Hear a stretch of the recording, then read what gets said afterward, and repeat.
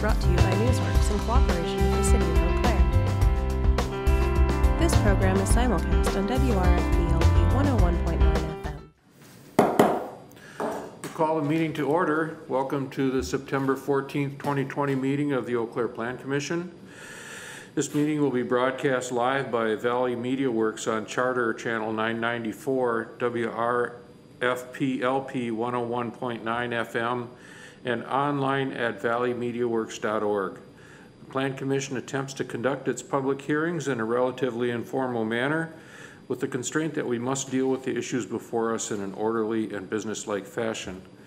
We give the applicant an opportunity to speak first, and then others, either for or against a proposal, for each permitted to speak once. We do request that everyone restrict their comments to the issues before us, avoid unnecessary repetition, and be prudent in the use of time. We want to make sure that we have adequate time to review and discuss all the items with equal diligence. And we're still operating with our social distancing requirements. So we appreciate everyone who has come and logged on to participate in the meeting. We ask that you make sure that there aren't distractions in the background when you're speaking, and when you do speak, members of the public, please give your name and address to introduce yourselves. So we'll start with roll call to make sure that we have all our commissioners here and that everyone can hear each other. So we'll start with Commissioner Christofferson. Here. Prosnick. Here. Seymour. Here. Brenholt. Here. Gregert. Here. Granlund. Here. Wolfgram. Here. And Obaid. Here. And Chair is present. Any additions or corrections in the minutes from our last meeting? I'm having a little trouble with my screen here, so if I'm distracted a little bit, I apologize. Hearing no changes to the minutes, those are approved without objection. And then we have a period here where we allow the public comment on any items that are not listed on our agenda. Are there any members of the public who came to speak on any information that is not related to an item on the agenda tonight?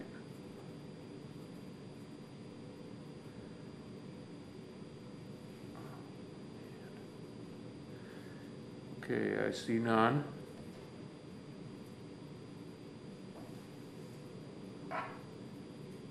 There we go. Now I'm back to where I... Okay. With that, we will start with item number 5, which is a public hearing for recommendation to City Council to rezone from R1 to R3P with a general development plan for 2 duplexes on the east side of Justin Lane, south of Arthur Street. Mr. Petrie. Thank you, Chairperson Larson. Agenda item number 5 on the map is located on the south side of Eau Claire. The parcel is currently vacant. You may remember this being deemed as excess land back in July of this year. The city is the owner of the parcel. Mark Held Inc. is the applicant for the parcel. Here is the rezoning map, 300 feet buffer around the parcel, showing the notifications that we sent out, and also placed a notification sign on the property. As you can see, this property is vacant, and to the south and to the west is vacant on the map. However, Held Homes has been developing that area known as Southside Lofts for the last 2 or 3 years. So this would be the last parcel within this area that he is proposing to develop. Again, the city is the property owner. It's approximately 0.93 acres. The comprehensive plan notes it as medium to high density housing. The applicant is proposing to rezone it to R3P. to adopt the general development plan for 2 duplexes. Those duplexes would be, if the rezoning goes through this evening and next week at council, those would be approved by staff. Now, the applicant did provide in the packet an example of what he's going to do. So he's going to split the lot into 2 duplexes, and he also provided examples of what those duplexes potentially would look like. He did develop this in the past. These are noted just the south of this property that he built in 2018. So that's potentially what they would look like. So this evening we're reviewing rezoning from R1 to R3P. As mentioned before, the city is the owner of the parcel that's vacant. It was deemed excess land by city council approval on July 20th of this year. This property was used as a abandoned pump house, and the city determined over the years that it's unnecessary to retain. Just looking at the aerial again, to the north there's been some twin homes built in the last 3 years. This map is from 2018. I don't know if anyone had an opportunity to drive through the neighborhood, but it has redeveloped or has infill development over the years. The held homes did put in the utilities and the street in 2018, and like I mentioned, been building up over the last two plus years. Again, the comprehensive plan notes it as medium to high density residential housing, as this applicant is proposing. I believe Mark Held is on the line this evening to answer any questions or comments. With that, staff would be answering any questions this evening. Thank you. Any questions from the commission for Mr. Petrie?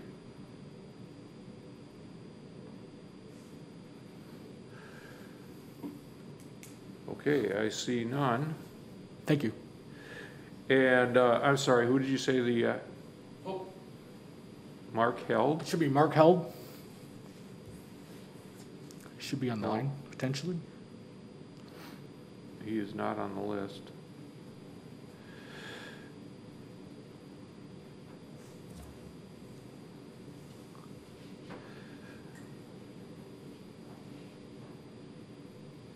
There's Mark Erickson.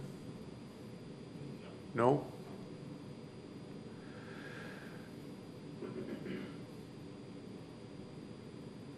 Okay, we got Corey Krenz,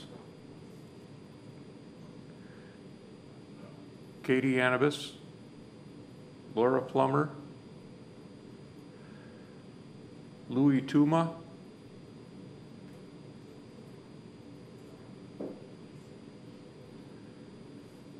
Nate Flagstead,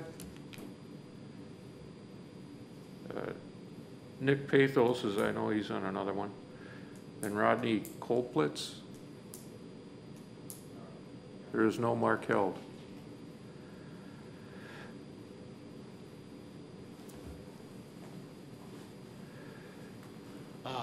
With that being said, I don't have an email confirming, but we did send him the packet. You might have a hard time logging in or technical difficulties, but I can answer any questions on behalf of the city or the applicant, I guess, in this situation. There is, Amy Kalman.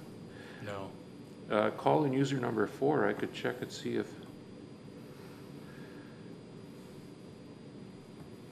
if you're calling in by telephone, by hardline telephone, can you identify yourself, please?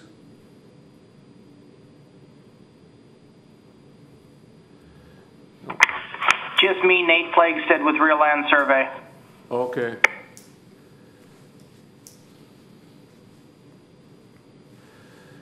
All right. Well, we will see if there's any members of the public who are here to speak on this topic. If you logged in to speak on this topic, there should be a little ability to raise your hand on the app there.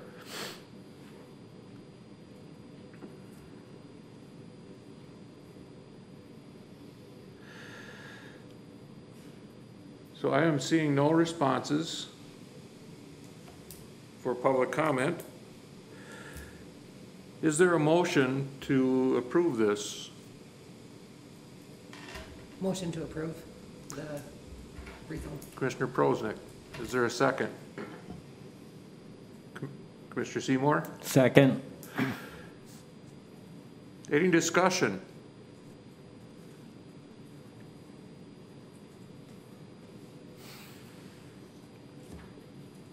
Commissioner Gregor. Thank you, Chair Larson. Perhaps Mr. Petrie can answer this question. So I actually have more of a question than a comment, but do we know what percentage of the property will have trees removed, or are there very many trees on this property right now? I guess I'm trying to get a sense of where these duplexes are. I'm assuming they'll be on the west end of the property along the street, and then the back of the properties will be mostly forested still in a hillside. Is that correct? Yeah, excellent question. This property is sloped significantly as you head from the west to the east. Based on the applicant's site plan, he is proposing to move it as close to the property line in the front at 20 feet. The duplex is approximately 60 feet long, so the backyard will be preserved. The Plan Commission and Council can add the condition to save as many trees in the backyard as possible, with the understanding that some of them would have to come down on the western part of the lot, but as you head east, there is a slope hillside there, significantly slope in my opinion.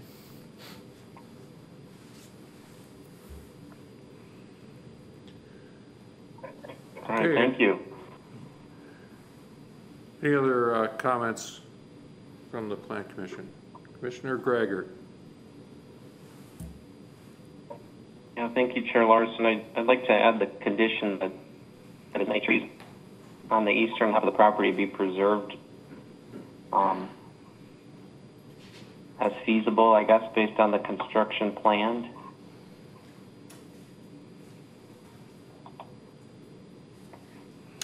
I'd like to make a motion to do that if anyone would want a second.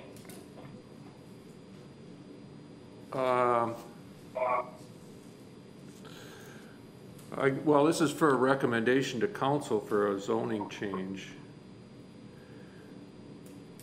So can we put a condition of our own on it? Yes, that's certainly agreeable, Mr. Chair, since it does include the general development plan. Okay. As this, so there's that P designation, so conditions as a part of an approval recommendation are acceptable. Okay. Is there a second for the motion from Commissioner Gregor? Commissioner Christopherson? Thank you. I would second. All right. Any comments on the amendment for the additional condition? Okay, we'll call the roll on the amendment. Commissioner Christopherson? Aye. Prosnick? Aye. Seymour? Aye. Brenholt?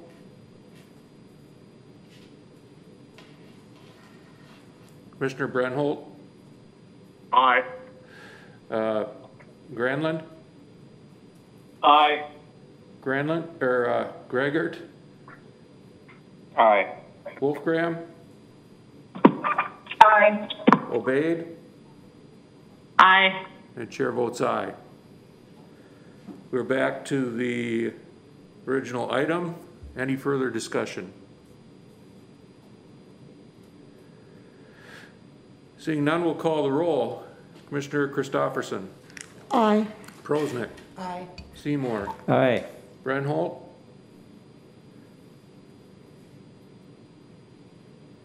Commissioner Brenholt? Aye. Granlund? Aye. Gregert? Aye. Wolfgram? Aye. Obeyed? Aye. And the chair votes aye.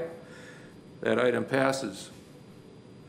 Item number 6 is a public hearing for recommendation to the City Council rezoning C3P to R3P with the general development plan for assisted living at 3172 Old Town Hall Road. Mr. Allen. Thank you, Mr. Chair and members of the Commission. Again, before you this evening is a request to rezone property identified on number 6 there, the southeast quadrant of Interstate 94 and State Highway 93 on Old Town Hall Road.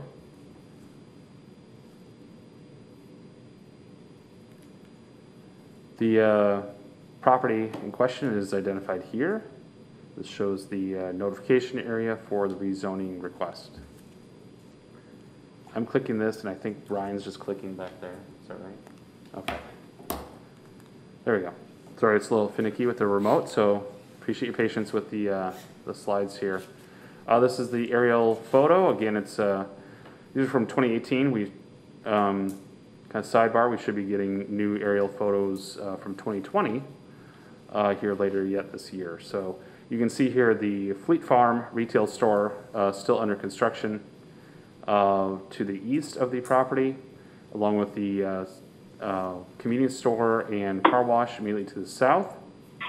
Again, essentially at the top of the hill, so the topography doesn't really show up here on this aerial even, but at the hatched parcel there is the one in question, about 2.5 acres.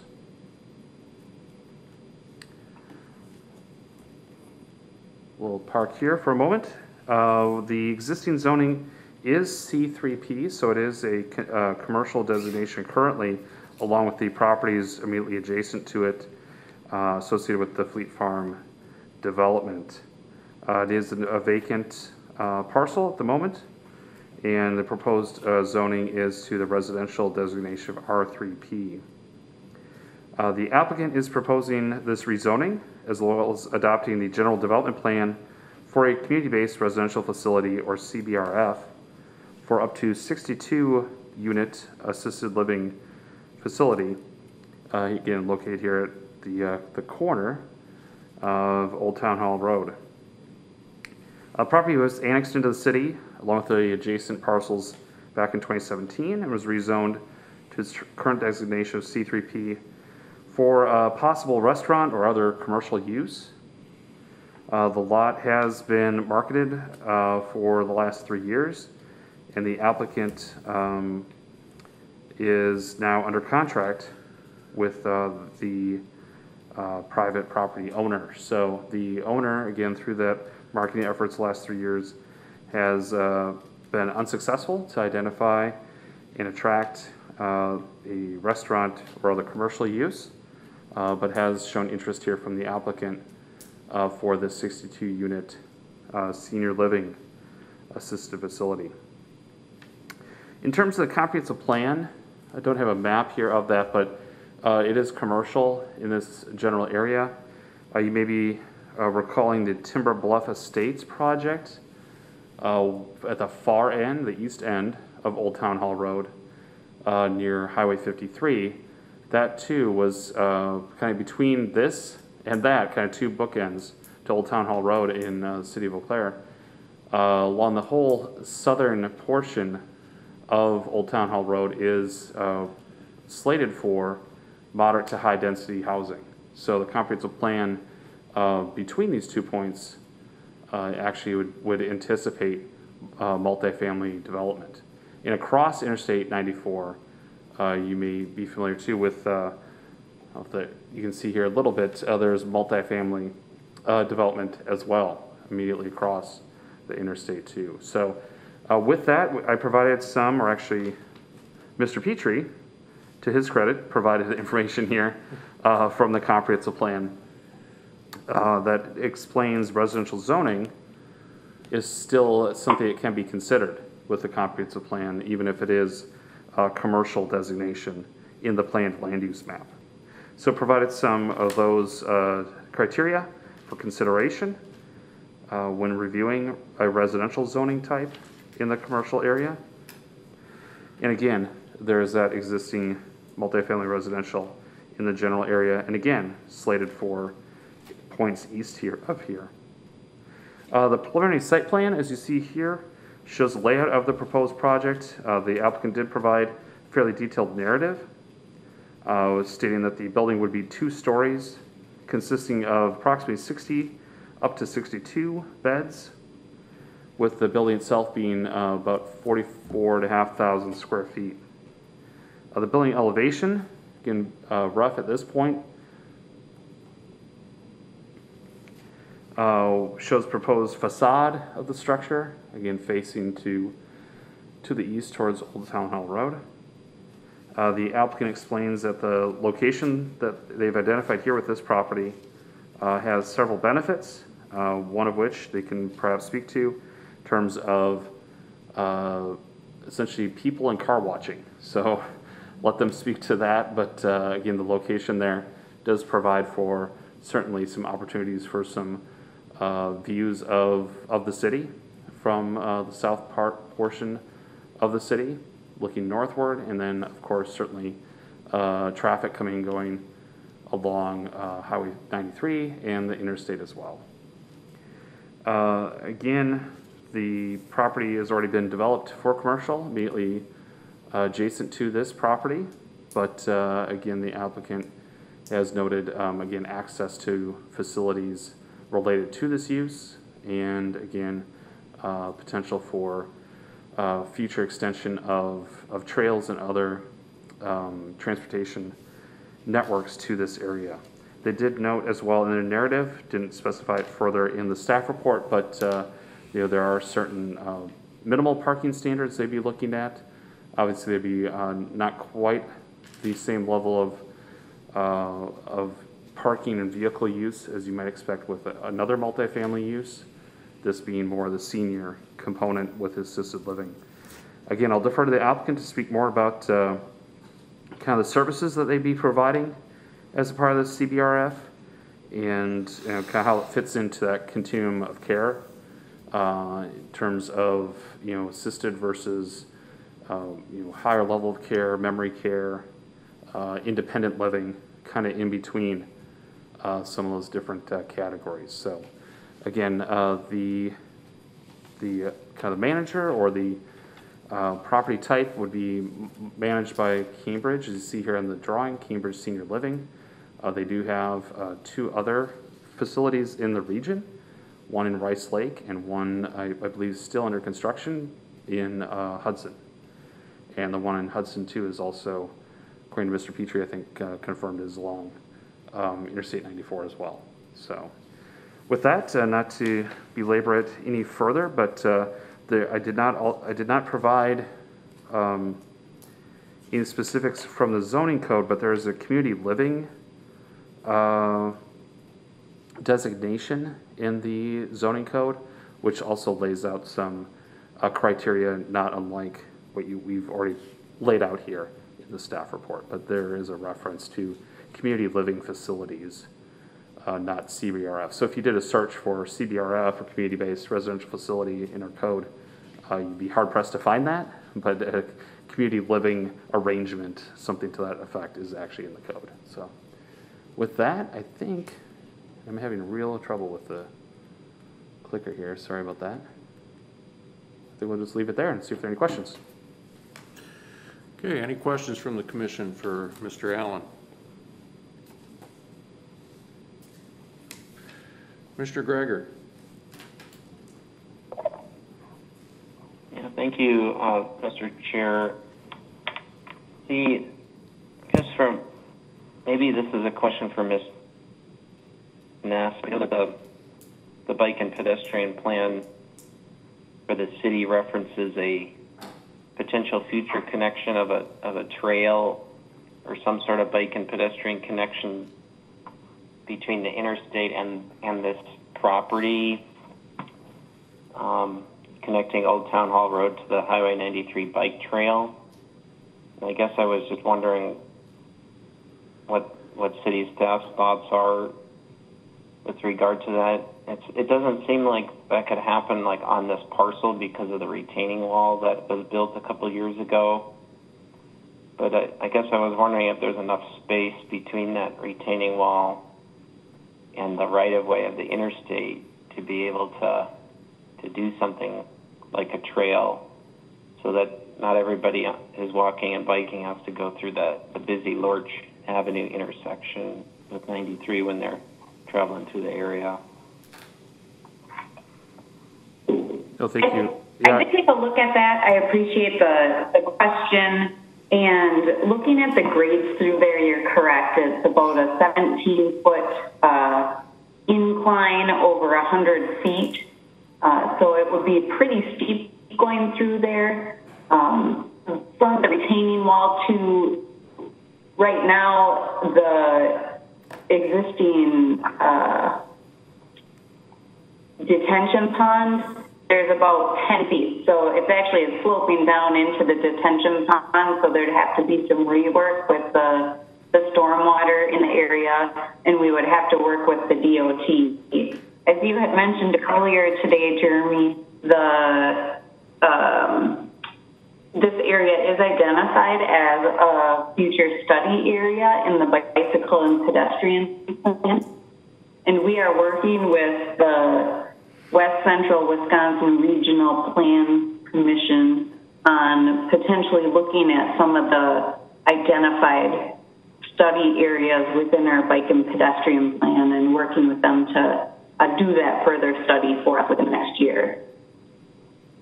So that is a potential for them to take a look at that for us and give us ideas or potential alternatives to look at. But I'd agree that without quite a bit of rework and working with the DOT on their offsets from the ramp terminals, what they would need with those speeds increasing and distances from the roadway to have a trail. So it's something to look into, and we can add that to that potential study area when we look at that. All right, thank you. Thank you, Ms. Ness. Any other questions from the commission for staff? I see none. Thank you. And who should I call on? Does Mr. Petrie recall? Katie? Anubis? Yes. Is Anubis, can you hear me? I sure can. Can you hear me? We can. Please go ahead.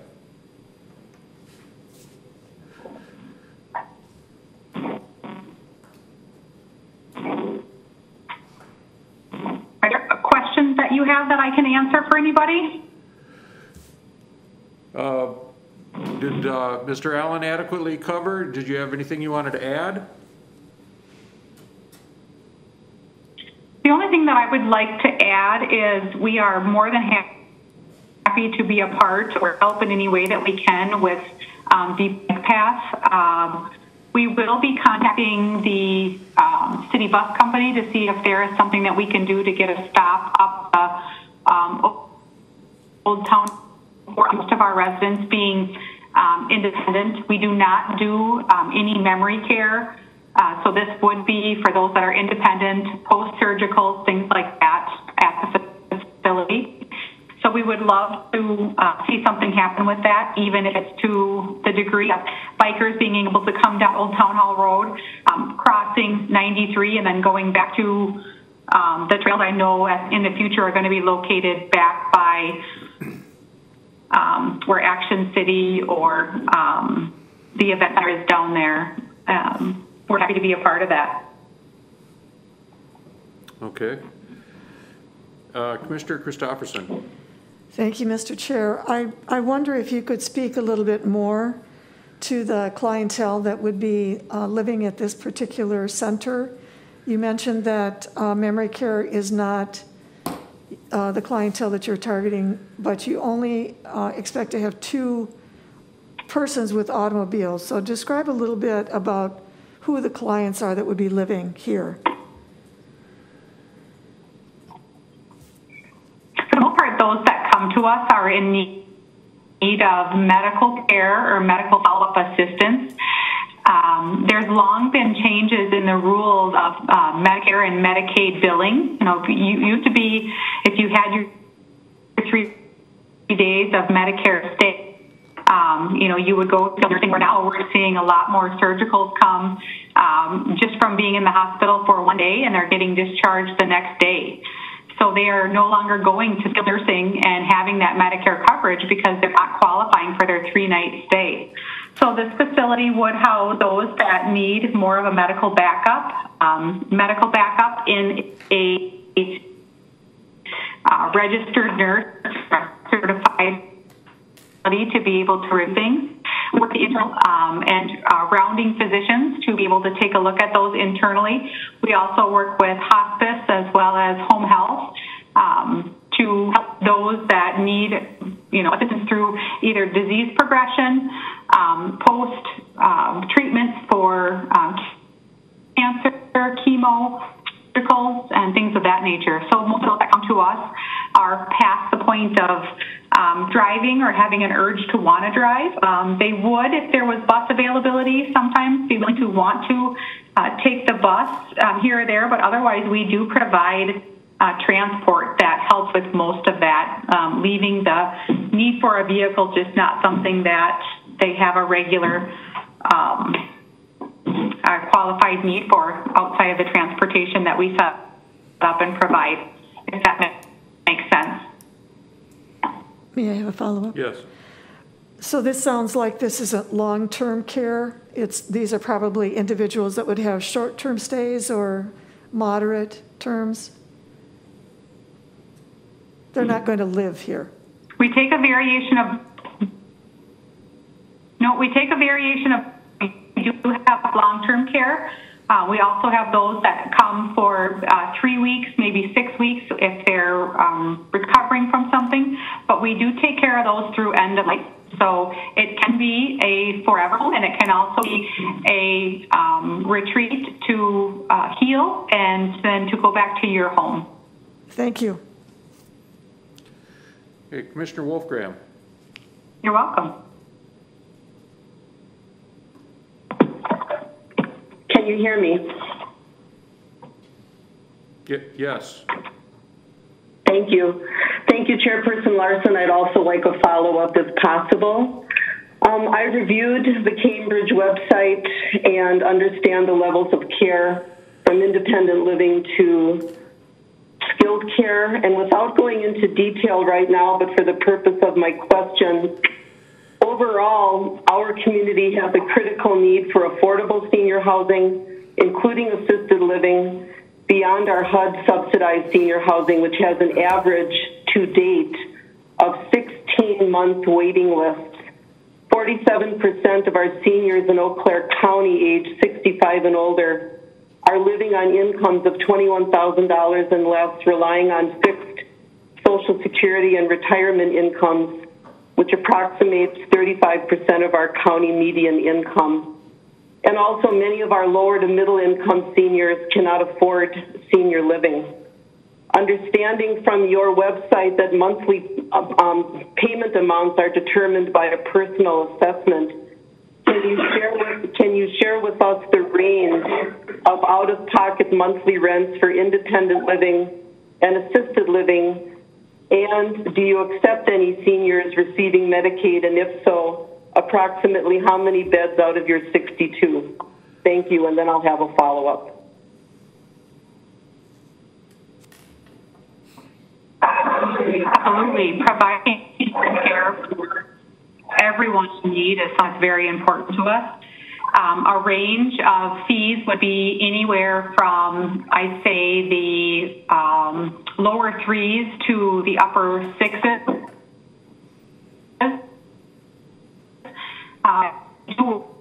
Medicaid, and that is some brand new facility that we are very proud of, is supporting everybody through this, regardless of your payer source. Your needs have to match what our services provide. That's very important to us to make sure that we're working together and that we're a good fit. But I would say that we do not put a cap on the Medicaid provided services, which would be your county funded services that you are talking about. It's more of a need of making sure that we match that person and the services that that person needs. But those ranges from the assessments, on the flip side, that's very important because you are just paying for the services you actually need. It is not a bulk rate of including everything. You're just paying for services that you need at the time, and as things change, we can adjust, but we do a 1-year lock rate for everybody that comes to us to make sure that we have some consistency. What that allows in the changes that I talked about from before is somebody that would have gone to a surgical procedure done in a hospital. They don't have a 3-night stay to get qualified for Medicare. They would be going to skilled nursing, paying anywhere from minimally maybe $6,000 to $10,000 a month, where we are about half that cost for them if they're paying out of pocket. So this is a significant savings to seniors who are looking for a comfortable, safe, quality environment that provides medical oversight, but doesn't have the requirement need to provide medical oversight as skilled nursing does due to their Medicare regulations and CMS guidelines. Thank you. And just a clarification question on your Medicaid. You were breaking up, so I don't think I heard that. Do you actually set aside some of your beds for Medicaid seniors? Our whole building is wide open of this. We only have so many beds for Medicaid. It's the right person for the right fit, and the county providers have been wonderful at working with us on making sure that we can take care of those that come to us and those that they feel are a good fit for us. So we prefer to keep that wide open and deal with that on a humanitarian, individual-based level versus just looking at the funding. Okay, thank you. Commissioner Prosnick. Welcome. Thank you. I have a question for you, and I think it kind of maybe clarifies what Susan's asking. I know Susan said, do you accept Medicaid? But my more curiosity would be, I think the right word is medical assistance, because Medicare and Medicaid generally don't pay for long-term care. So are you a cash pay only facility, or would you allow seniors who are on medical assistance that would cover their cost of their long-term care, not short?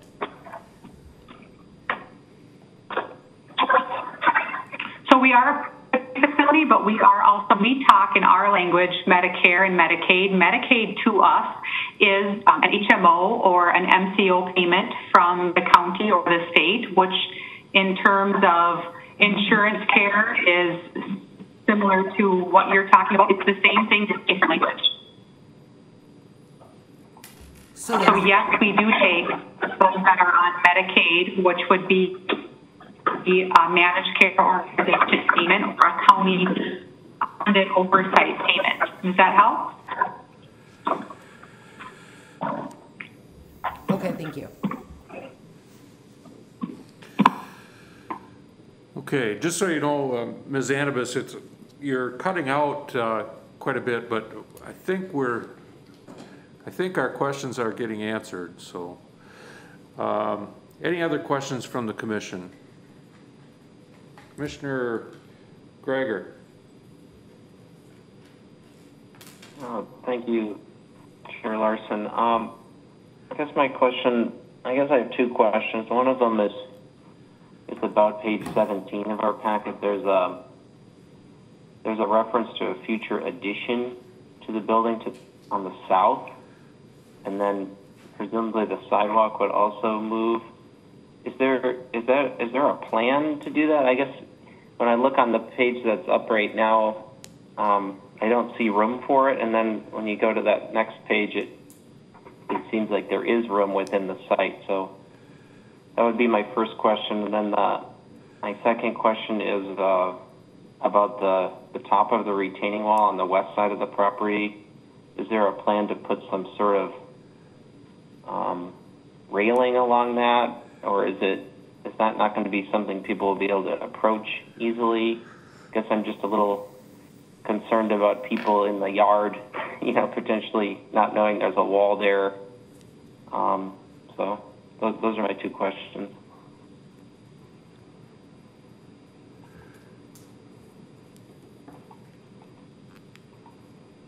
Ms. Anibis? Oh, there. Ms. Anibis, did you hear the questions? I can. Are you guys able to hear me better? Yes, we are. Thank you. Okay, the addition on the side would be over to the top portion of what we're looking at right now. and it would be built off closer to the road of Old Town Hall Road, should that be something that's approved and okayed in the future. The facility itself is fenced around and is alarmed at the doors. So there will be a fence, a courtyard fence that is in the back of this building, as well as there will be another fence on the entire length of the concrete block that is to cover that for safety.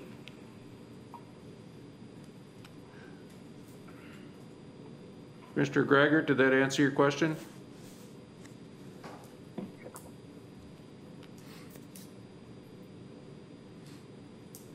Mr. Greger? Thank you.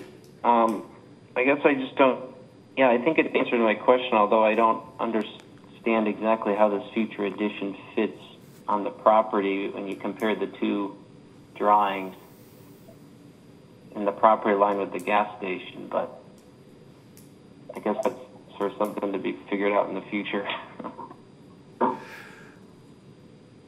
Could you put the next slide back up again, please? There's a dotted line on this to the south of the building there. Is that the addition?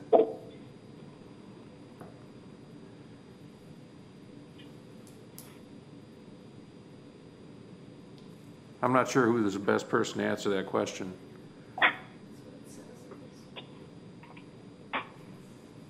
Ms. Anibis?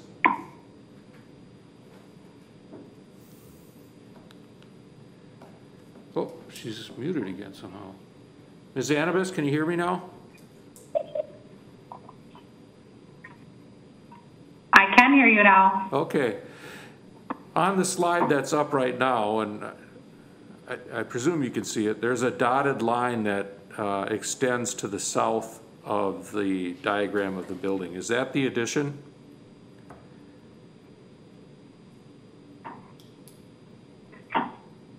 Yes. Okay. There, just a portion of whether it's the full now, it would just be a portion to that. Okay. Mr. Greger, does that answer your question? I guess I just, you know, if we go back to the previous image, the property line with the gas station is actually moved, so I just don't understand how the addition is feasible, but maybe that's not indicating a property line. And then I guess I would wonder what would happen with this. It looks like the sidewalk would then not be able to go around the building if the addition was added. Is that my understanding? I don't also have 100% clarification that an addition is even possible here. I think an addition is something that we would always like to have the opportunity, but it doesn't mean that this piece of land will allow us that. And I know that last time we talked architecture, they were still in the works of taking a look at whether it was doable or not. So as of right now, I don't have a specific for you that yes, this is doable, and here's what we would like for that second portion of it. I would expect us to have to come back to you to start with ground zero of, hey, this is what we would like to do. I don't have a clear answer for you right now on the fact of whether that is even possible with a piece of property at this point. Okay, thank you. Mr. Petrie. Excellent conversation pieces, Councilmember Grigert, but this will be coming back to this commission if this does get approval for the general development plan. The final site plan would be reviewed by this group with the architectural plans and engineering plans at a later date if the rezoning is approved at council. Just to clarify that. Sure, thank you so much. Hey, Ms. Animas, is Louis Tuma part of your team? Yes. Okay. It looks like you might have something to add here, so we'll check in with him. Hello? Mr. Tuma, hi. Welcome. Yes, I've been trying to ring in here, raise my hand. I can answer your question on the addition. What we did is, as you see the plan that's up right now, we needed to show the building and a layout on the site. What we did is we used the Hudson building, which, you know, it'll be identical to this, but we didn't take off that little piece of addition you see on the side because that addition wouldn't work on this piece of property in the future. Okay, thank you. Okay. Any other questions from commission for the applicants? I see none. Thank you. We will check and see if there's any members of the public who have logged in to comment on this item. Any members of the public who logged in tonight to comment on the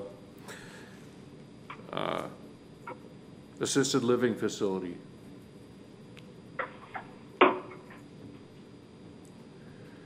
Okay, I see none. We will see if we have a motion on the commission.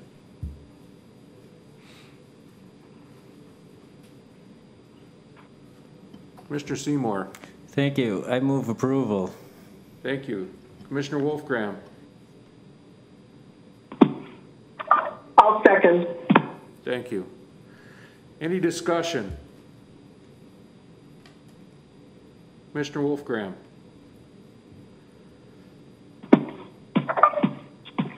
Thank you, Chairperson Larson.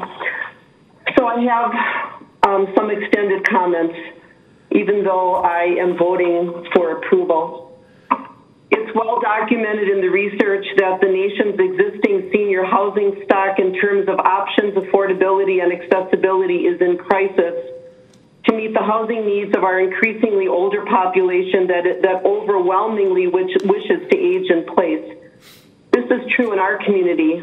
Again, according to the current United Way Alice report, 47% of our seniors in Eau Claire County ages 65 and older are living at the poverty and ALICE threshold, which is approximately $21,000 per year for a single adult, many living on $15,000 per year or less, relying on fixed Social Security and limited retirement incomes.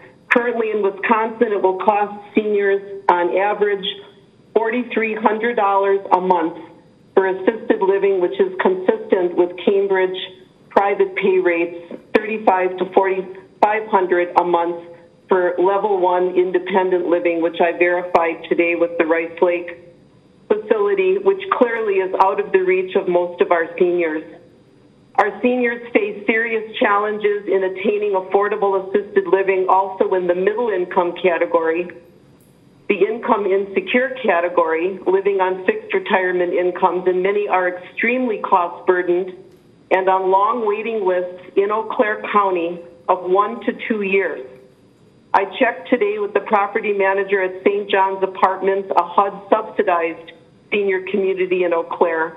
After 16 months on the waiting list, seniors only now, starting today, are being called to fill a few openings. Looking to the future, which is now, we cannot wait for HUD to trickle down additional public funding sources. We need to partner with and encourage private developers to create mixed income senior living and assisted living while we approve incentives such as zoning and increased density.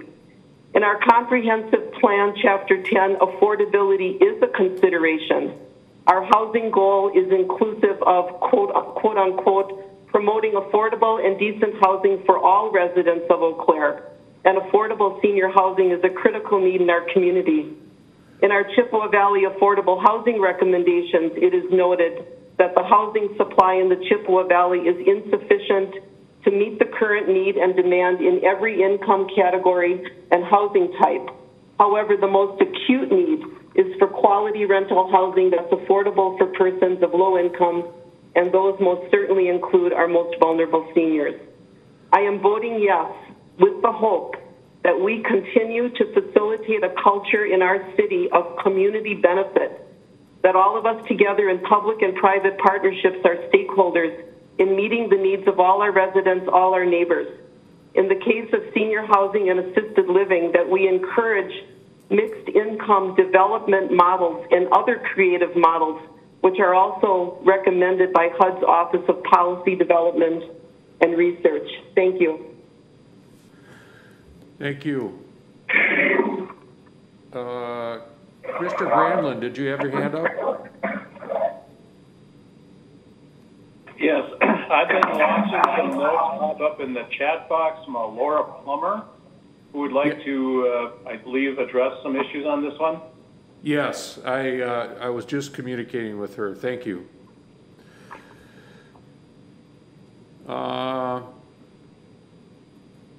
So we, with our new format, it's a little harder to communicate. I know we're past the public input period, but I'm going to go back and allow this lady to speak.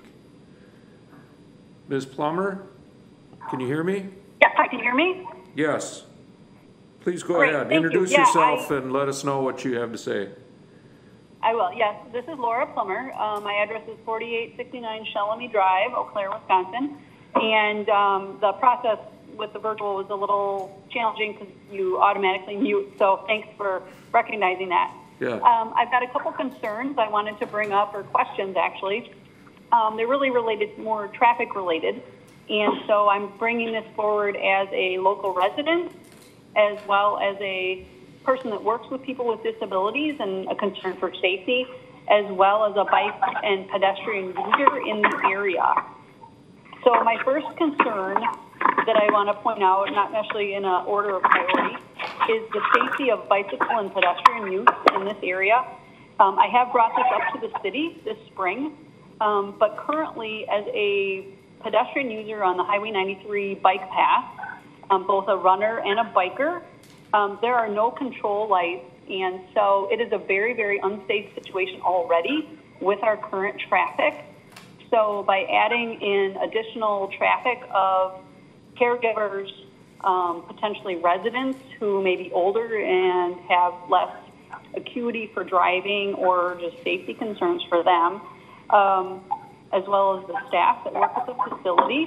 So I would like the city to address that with some traffic control mechanisms, such as a walk signal, so that if I'm traveling south on that bike path, I can actually hit a button and have a safe crossing to continue on that bike path. We also have a lot of high schoolers and middle schoolers needing to cross that as well because of the uptick in youth cycling. My second concern is, as a resident who lives in the neighborhood, trying to make that left-hand turn from Friedrich Road to then essentially access the light at Friedrich in 93, or Lorch in 93. Currently, I have to really watch 5 directions in order to make a safe left-hand turn. I have traffic coming from the south of 93 turning right onto Lorch. I have traffic traveling south on 93 turning onto Lorch. I also have traffic exiting Old Town Hall Road, Gold's Gym, and the gas station. So there's many times as a resident in the area that I'm not able to actually turn to use that access road. I have to travel south on Friedrich and then enter 93 south of that light to come forward. So that's my other concern. And then the third is just the safety of any residents that may or may not have their own vehicles at that area. My mom is 85. I've watched her to try to drive. I know she lives in a similar facility. The developers have indicated that they're going to have a wide range of residents there. And so I'm concerned about the safety of residents traveling in that intersection area. So my big question is, what's going to be addressed both with this development and future developments for traffic safety at that intersection? Thank you. Thank you. Ms. Ness, I know you spoke a little bit on this. Can you address some of these questions? I can, thank you. And thank you for your comments, Ms. Plummer. The intersection of State Trunk Highway 93 and Lorch Road is operated and maintained by the Wisconsin Department of Transportation. And we have worked with them on the previous 2 traffic impact analysis that were completed for this area. It did not identify, or the last one did identify that there were not the pedestrian signals at this location, and it is something that we will request through the state for implementation along the 93 trail and for crossing 93 with the potential development to the west. It does require retiming of signals and coordination, but that is done on a regular basis on the state trunk highway. So I do not anticipate that that will be a large undertaking. They may have just redone that though. So we will work with them on that. The good thing about this development is that what has been expected to be in this location in the traffic impact analysis that was complete for this area was a much higher trip generation, destination, and the senior center will not generate as many trips as what was projected to go there. High turnover sit-down restaurant. So that is reducing the amount of trips generated by this area. So that's beneficial to the area and the traffic impacts that we will be seeing at the intersection.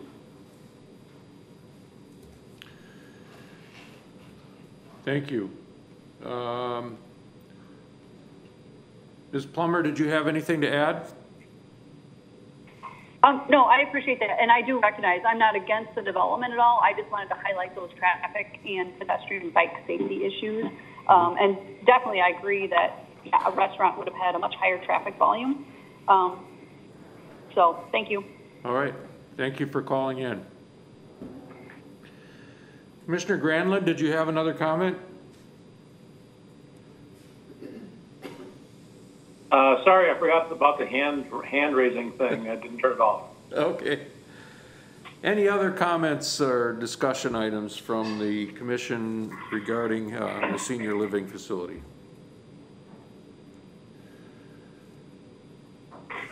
All right, I see none. So we will call the roll. Mr. Christopherson? Aye. Prosnick? Aye. Seymour? Aye. Brenholt?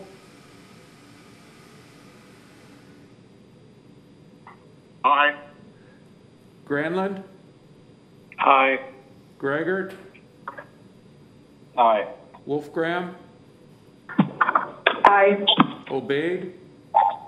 Aye. And the chair votes aye, so that item passes. Item number 7 is another public hearing for approval by the Plan Commission for a 2-unit dwelling to approve a duplex on the ground floor and second floor in a C2 neighborhood. This is a conditional use permit at 2702 and 2704 London Road. Mr. Petrie. Thank you. Number 7 is located on the southeast side of town. Here's a notification map of the conditional use permit for this evening. Currently, property is zoned as C2, neighborhood commercial. As you can see on the map, the town of Washington is to the south, to the west, and to the north. The city of Eau Claire is to the east, and there is a parcel that the applicant does own adjacent to this proposal. Here's an aerial photograph of the property. It's currently a 2-unit commercial use C2 property. I believe there's a salon in there and an office. The property is approximately 6,550 square feet.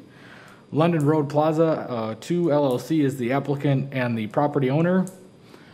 They are proposing to convert this commercial building into a duplex. This applicant notes in his narrative provided by the applicant, during the 1980s, this commercial area was booming. London Road has changed significantly since then, and the applicant would like to convert this back into a dwelling unit, 2 dwelling units, pardon me. First floor would be a duplex, and the second floor, or the 1 unit, and the second floor would be another unit. The data that provided in 2019 shows this area is having a vacancy of approximately 18%, which is getting quite high. The original structure was built in 1975, and I believe it was set up as original duplex. And with the remodeling and everything that's going to need to occur, the applicant would be required to get a building permit through the building inspection department if necessary. The property as shown on the screen does have plenty of parking. I did work with the applicant, and he's already removed the existing pole sign that typically you do not have at a residential property, even if it is zoned C2, so we appreciate that. The applicant would be required 4 parking stalls, and he does have a shared parking lot with the property adjacent. The applicant also did provide a floor plan of the proposal, and that's in your packet. The Plan Commission will need to find that this change in land use is appropriate for given the area. It does, like I mentioned, London Road is a minor arterial. It is split between the town of Washington and the city of Eau Claire. The properties to the south are commercial, to the west is residential. To the north is vacant, but then you do have commercial along London, and then to the east is commercial as well. The London Road is a 4-lane minor arterial in this location. As you can see to the south, it does actually turn into 2 lanes, and there's a turn lane running down the center of it. With that being said, I would be happy to answer any questions. The comprehensive plan does note this as commercial area, and the standards are provided in your packet. With that, I'd be happy to answer any questions this evening. Thank you. Any questions from the commission for Commissioner Seymour? Thank you.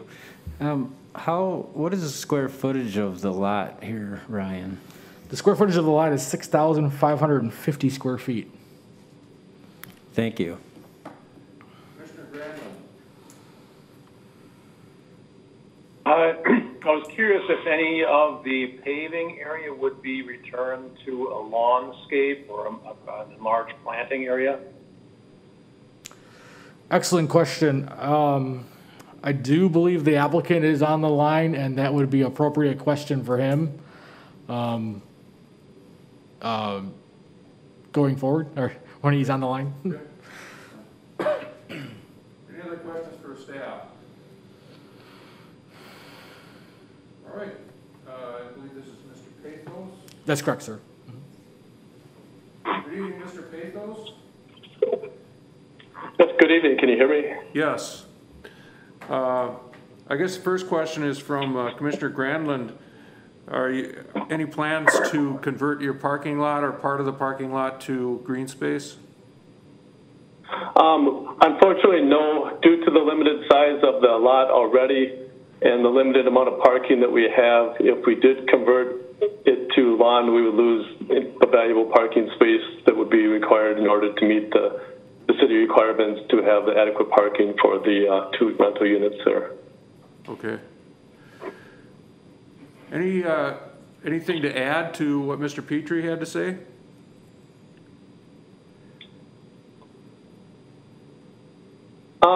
I just want to stress the need for affordable housing in this area. I'm able to offer that a very reasonable priced rentals here versus the newer construction that's being built where the rent is going to be double what these units will be. So it's a good niche for this area. It blends in with the rest of the current rentals that are in the block to the south there, and it provides a much needed need for the affordable housing in this area. Like I said, the commercial market has completely declined in this area, and there's a great demand for affordable residential housing in this neighborhood. Okay. Commissioner Greigert. Yeah, thank you, Chair Larson. Mr. Pathos, my question is about what is currently the use of the building. On the second floor, it appears that it's residential right now. Okay. It is residential right now? Yes, it is. The prior zoning allowed for residential on the second floor, so it is already has been since 2012. Okay. I guess I heard from staff earlier that this would. So would this be 4 units then in total then, or? Correct. Upstairs there's 2 small one-bedroom units, and then downstairs there would be the drawing that you have in front of you would be 2 units on the first floor. Okay. Yeah, thank you. You're welcome. Any other questions from the commission for Mr. Pathos? All right, thank you, Mr. Pathos. Thank you very much. And this is a public hearing, so we will see if there's any members of the public who are logged in to comment on this. You should have the ability to give me a little hand sign that you have something to say.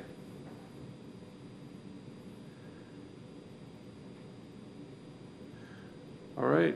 Looks like we have a new call-in user. If you are calling in by landline, can you let us know who you are?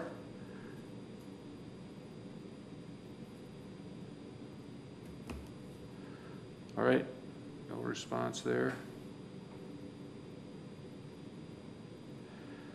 All right, it looks like we have no one logged in for the public hearing. So I'll see if there's a motion on the commission for this item. Motion to approve. Commissioner Prosnick. Second? Yes, Jim Seymour, second. All right, thank you. Any discussion?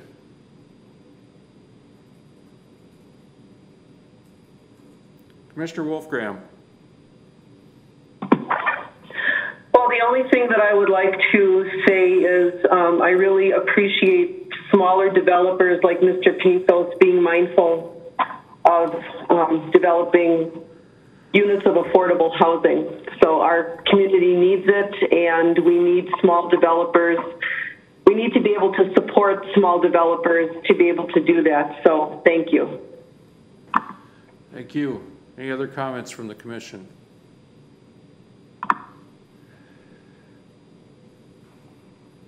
Okay, I see none. So we will call the roll. Commissioner Christopherson has stepped out. Commissioner Prosnick. Aye. Seymour. Aye. Brenholt. Aye. Granlund. Aye. Gregert. Aye. Wolfgram. Aye. Obeyed. Aye. And chair votes aye. That item passes. Item 8 is for public discussion for recommendation to the City Council to recommend approval of the final plat for Jeffers Ridge Twin Homes Phase 2 east of Jeffers Road and north of Jeffers Ridge. Mr. Allen. Thank you, Mr. Chair and members of the commission. It's item 8 on the overhead map and on your agenda. It is at the northwest portion of the city, just north of the north crossing off of Jeffers Road.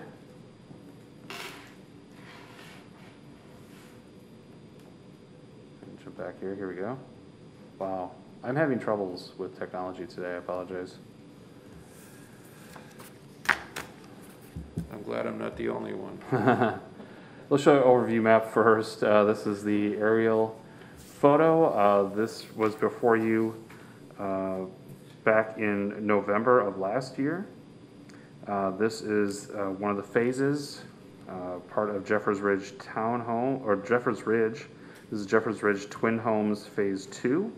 Again, the east side of Jeffers Ridge, north of the North Crossing and previously developed multifamily, and also west of the Northwest Community Park. You can see there to the right of the screen.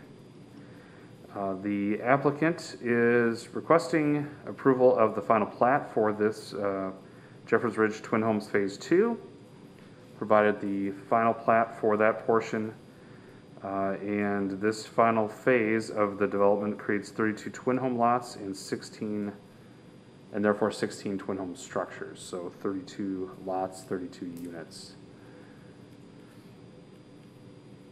Maybe we need a new battery. The battery in the clicker.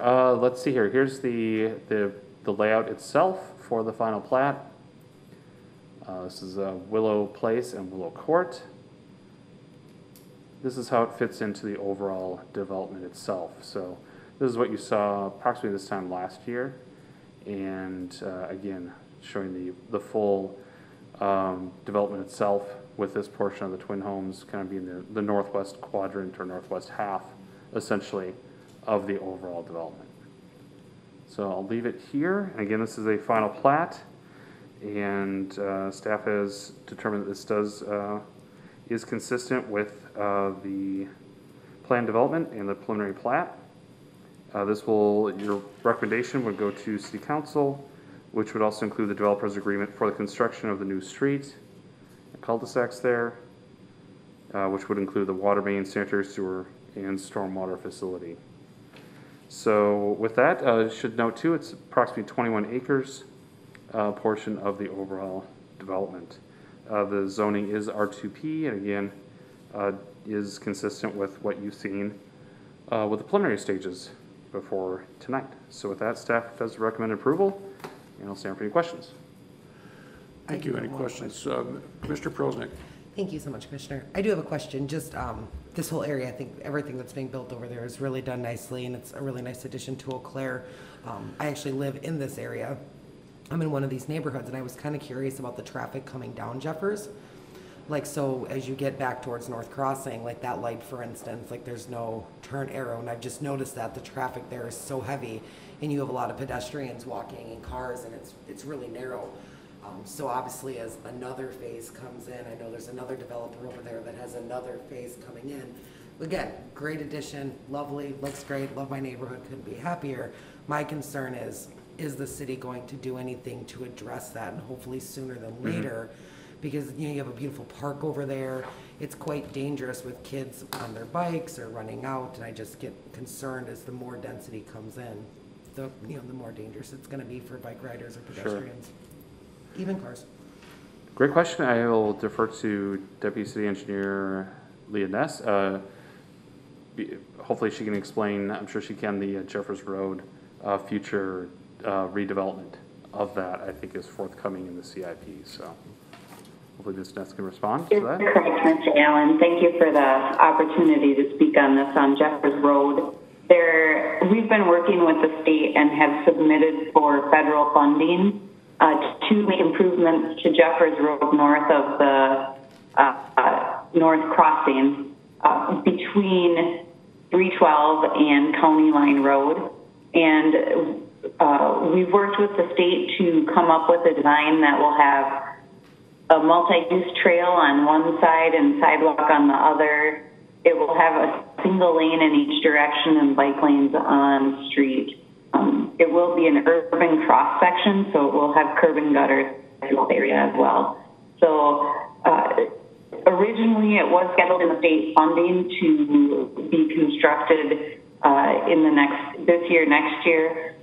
With the funding being bumped and right-of-way needed to be acquired, it anticipated construction timeline 2022 at this time. Thank you. All right. Thank you. Any other questions from staff or from the Commission for staff? All right. Thank you. All right, and thank you. Which person should I call on? Mr. Petrie? Real Land Serving. Thank you. What? Yes, Real Land Surveying. I'm not Which sure is who's representing them tonight. What's the name? It was called number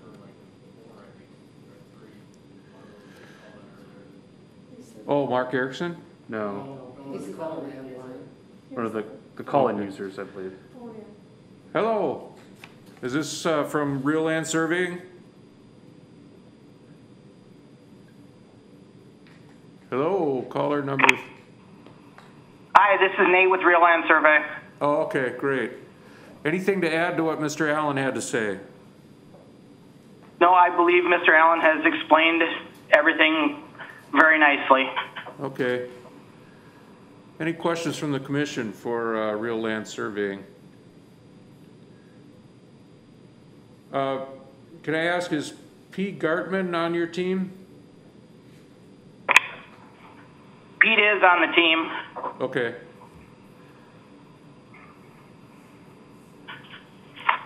But I am representing tonight. Okay. Well, he's got his hand raised, so I will check with him. And now he's gone. No, there he is. Hello, Mr. Gartman. How are you doing? This is Pete Gartman. This is just the second phase of a development that we started last year. It's just finishing up what we tried to accomplish in 2 phases, and the development's gone very well. So if anybody has any questions, me or Nate can answer those.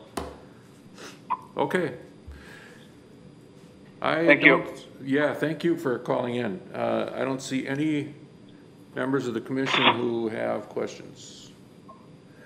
So we will see if there's a motion.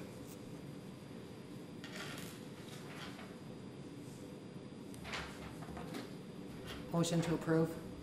Commissioner Prosnick, is there a second? Commissioner Seymour. Thank you. Second. All right. Any discussion from the commission? I see none, so we'll call the roll. Mr. Christofferson. Aye. Prosnick. Aye. Seymour. Aye. Brenholt. Aye. Granlund. Aye. Gregert. Aye. Wolfgram. Aye. Obeyed. Aye. And chair votes aye, so that item passes. Item number 9 is for public discussion for approval by the Plan Commission, a site plan for a 64-unit apartment and for a community center on Lorch Avenue. Mr. Petrie. Thank you, Mr. Chairperson. Number 9 on the agenda is located on the south side of town, pretty close to number 6 on the map. This is the current parcel showing the contours of the existing and extended of west of Lorch Avenue. The site plan that's in your packet shows the parking area, the 2 buildings that are proposed. Building 1 is the 64-unit apartment building, and the northern building to the west is the clubhouse, as you can see on the screen. And the parking is along the street, and then there's an access point to the underground parking on the southeast side of the site plan. Here's the contour map showing the proposal. You can see that, again, the first building and the second building, the clubhouse in the middle, and then there's a future building that would come back for a final site plan at a later date. To the east is the stormwater pond, as you can see on the contours. This all slopes back to the south-southwest and to the east. The landscape plan that's in your packet, and then also the future phases. The applicant does note that this is phase 1 of, I believe, 6, as shown. There is 4 lots that was proposed in the future of Lorch Avenue. And then the applicant did provide the garage level, the first floor, second floor, third floor of the apartments. And then also he provided elevations as shown. And then also elevations of the proposed clubhouse. And here is the aerial map showing the parcel SP 2029. HK Development LLC, along with Everyday Serving Engineering, are requesting approval of the first phase. As mentioned, 64-unit apartment and clubhouse. The rezoning and GDP was approved by this commission and the city council back in April of this year. The submittal, as mentioned, is for 6 phases. As you can see, this would be the first phase of the extension of Lorch Avenue, which is my understanding the developers agreement was approved, along with the certified survey map and right-of-way dedication. You can see that road would be extended to the west for the development. The site plan as shown on the, go back to the site plan real quick. Let's pull up the landscape plan. The site plan does show 20,000 square foot apartment building footprint with underground parking and 3 stories of dwelling units, along with about approximately 6,000 square foot clubhouse building. The narrative, it does explain by the applicant the exterior finishes, 45% cement board, 35% glass, 15% brick, and 5% metal. This is consistent with the general development plan that was approved by the council back in April. The apartment again is for 64 units with a mixture of studios, 1-bedrooms, and 2-bedroom units. According to my math, the floor plan shows 7 studios, 36 1-bedrooms, and 21 2-bedrooms throughout the building. Some of the units on the first floor will have direct entry off of the front. The site plan shows 59 underground parking and 30 parking stalls, and they're proposing 2 access points as noted on the site plan. Bicycle parking is noted with the underground parking. They're also adding 8 stalls near the entrance and near the clubhouse, so in between the two. The landscape plan on the screen shows a mixture of trees and foundation plantings, and then dumpster enclosure is noted as well. Grading and drainage, public utilities, and traffic. And transit is noted in the report. There's a few conditions that need to be met before this is approval and before getting a building permit. With that, I'd be happy to answer any questions this evening. Thank you. Any questions from the commission for Mr. Petrie? I see none. Thank you. We'll see if Mr. Hagan, Gunnar Hagan, is that right? Yep. Mr. Hagan?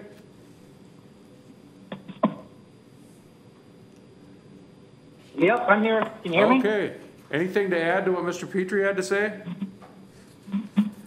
No, you covered everything pretty well. I can't think of anything else. Yeah, 64 unit. Actually, I believe there's 60 stalls underground, and the remaining would be above ground. Okay. I think that was really mentioned 59. But other than that, I think everything was covered. All right. Any questions from the commission for Mr. Hagan? Commissioner Christopherson. Thank you, Mr. Chair. This might just be my own question, but I didn't hear what the need is for the large driveway that would require.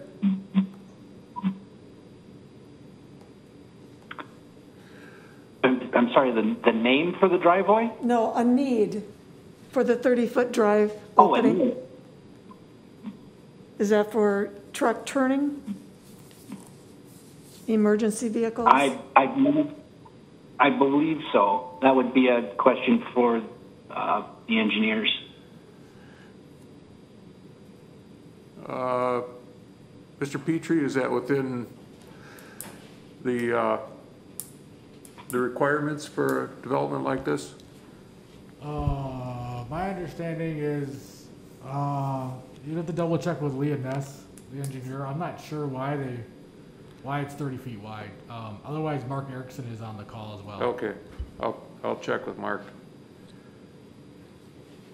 Mr. Erickson? Good day, Commission. Mark Erickson here with you. Can you hear me? Yes. Excellent.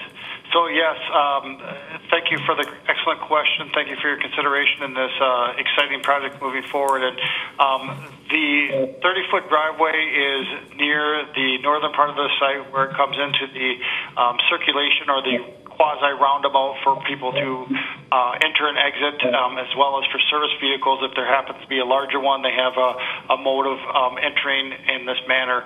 It's going to be a multi-use or multi-building use exit and entrance. So we are requesting it to be 30-foot wide if the Planning Commission so chooses to approve that, just for the ease and the safety of the residents and the adjacent roadways. So that is correct that we are requesting a larger driveway there.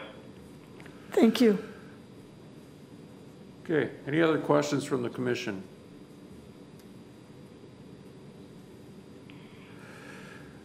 All right, thank you, gentlemen. So we will see if there is a motion on the commission for this item. Commissioner Seymour. Thank you. Move for approval. Is there a second? Commissioner Wolfgram. I'll second, thank you. Yeah. Any discussion? Mr. Christopherson, did you have a, no? Okay, just checking. All right, I see no discussion among the commission. We'll call the roll. Mr. Christopherson. Aye. Prosnick. Aye. Seymour. Aye. Brenholt. Aye. Granlund. Aye. Greggert. Aye. Wolfgram. Aye. Obeyed. Aye. Chair votes aye, and that item passes. Item number 10 is public discussion for approval by the Plan Commission, a site plan for a car wash at 1000 West Claremont Avenue. Mr. Petrie. Thank you again. SP 2030 is number 10 on the agenda, the old Hardee's location, 37 and Claremont Avenue. On the screen is the existing building to be demolished, and the applicant is proposing to redevelop the site.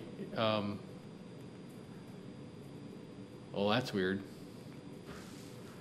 I think that site plan got deleted, or I'm just not seeing it. But I definitely had it on there before.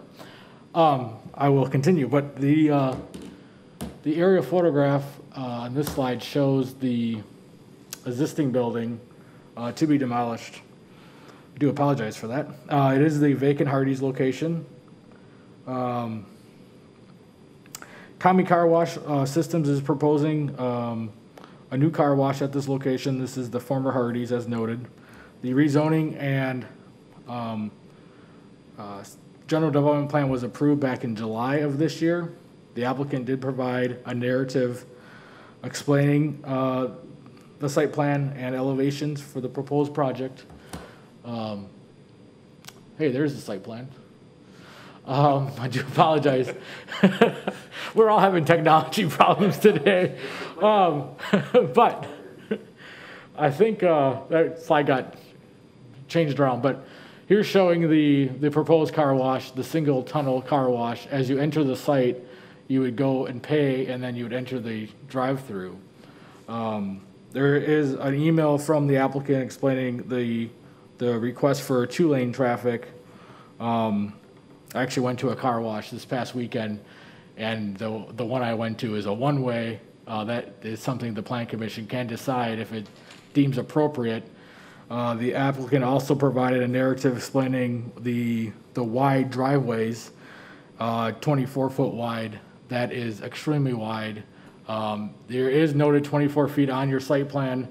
However, I measured it, and it's at least 30 feet in most areas, as shown on the screen. That is quite wide for two-way traffic and for a car wash land use. The narrative does explain the operation of the car wash.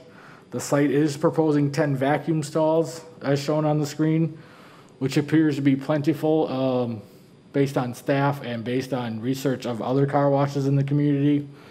I can tell you that most community car washes have about 4 to 6 stalls at the most for vacuums. They're proposing 10. The applicant can deem that is excessive paving, and if they do find it to be excessive, they can eliminate some. There is some to the south, or to the south of the screen, but west on the site. Staff is in the middle on it, but it does appear that is to be quite overparked for vacuum stalls, in our opinion. But that is something the Plan Commission can decide this evening. The applicant will be required to submit a landscape plan showing the proposed landscaping. They did provide some examples of the elevation, but they also provided some examples of other car washes that have the landscaping and the architecture of the building. Here's showing the proposed facade and landscaping. And then, well, they're just showing the proposed landscaping of the site. They will also need to provide an exterior lighting plan with the submittal at a future date. The site should remain leave the existing street trees if possible. Otherwise, they will have to replant them along the bike trail to the west and to the south. They are proposing a dumpster enclosure and bicycle parking. The proposed signs will be reviewed by staff with a sign permit. There is a letter of conditions in your report. If the site is approximately 1.2 acres, and the zoning is now C3P for it. It was rezoned from C2 back in July of this year. With that, I'd be happy to answer any questions this evening. Thank you. Any questions from the commission for Mr. Petrie?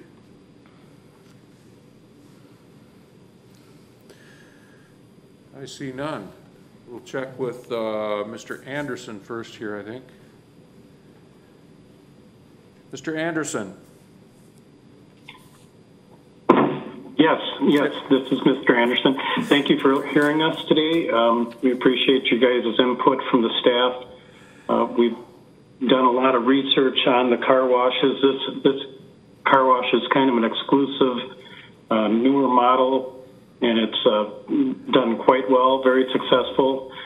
We've had a lot of insight to the traffic flows, and giving the wider drive lanes, especially on the exit end of the car wash, is just a very good safety measure.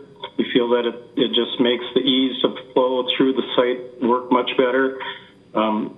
Using the vacs, they need room to back out, especially for longer vehicles, and keeping that wider too also helps a lot with the safety issues on the site. The number of vacs we have there is actually a minimum required by Tommy Wash. They do, in some locations, go up from 17 to 20 vacs at times, and it's a state-of-the-art vac system. These are all individual vacs that are have their own motorized central vac in each unit, so that it's a very strong vac. People love using them. We've had some shut down in some other locations and people waiting for the vacs, actually. So we feel 10 is an absolute minimum for those. It's very, very appreciated by the community. They are free vacs, so people come in and use them whenever they need to. That's another reason why we like to keep the traffic lanes open both ways. And I guess I just appreciate your input on this, and we are looking very much forward to coming to the Eau Claire community. So thank you. If you have any questions, please ask. Thank you. I have a quick one. So you said they're free vacuum cleaners, so even if people aren't getting a car wash, they can come there and vacuum their car? Absolutely, yes. Okay. Any questions from the commission?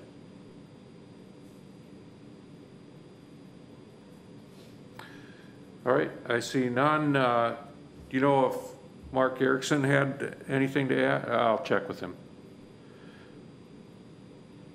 Mr. Erickson, do you have any comments to add? Oops, thought I had you. There we go. Thank you very much.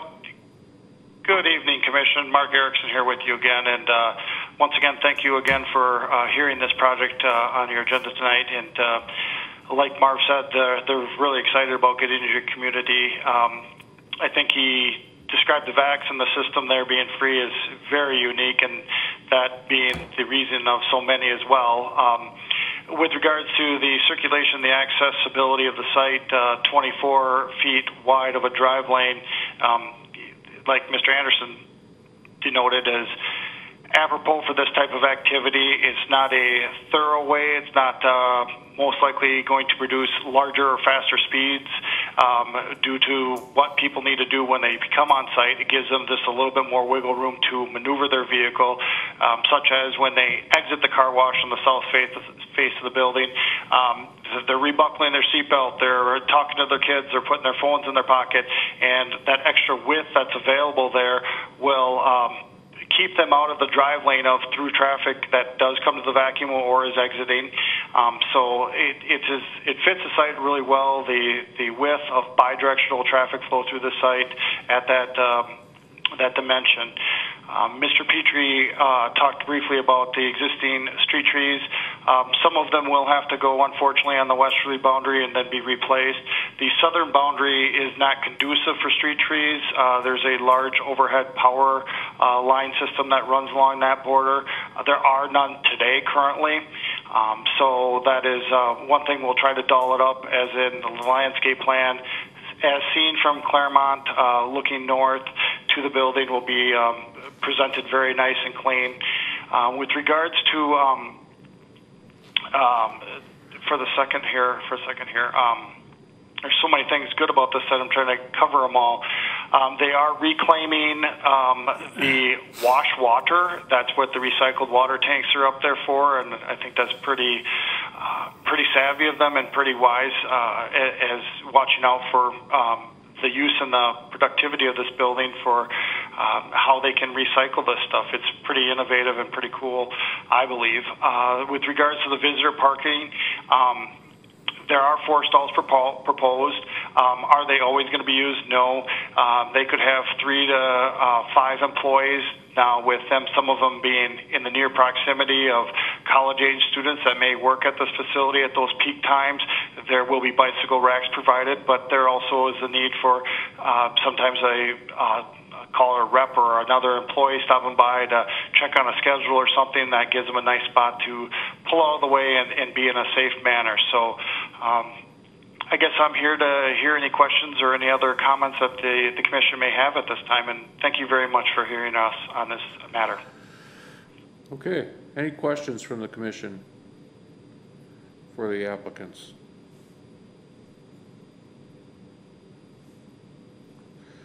All right, I see none. Thank you, gentlemen. Thank you. Is there a motion for this item? Excuse me. Commissioner Seymour. Thank you. I move approval. Thank you. Commissioner Christopherson. I second. All right. Any discussion?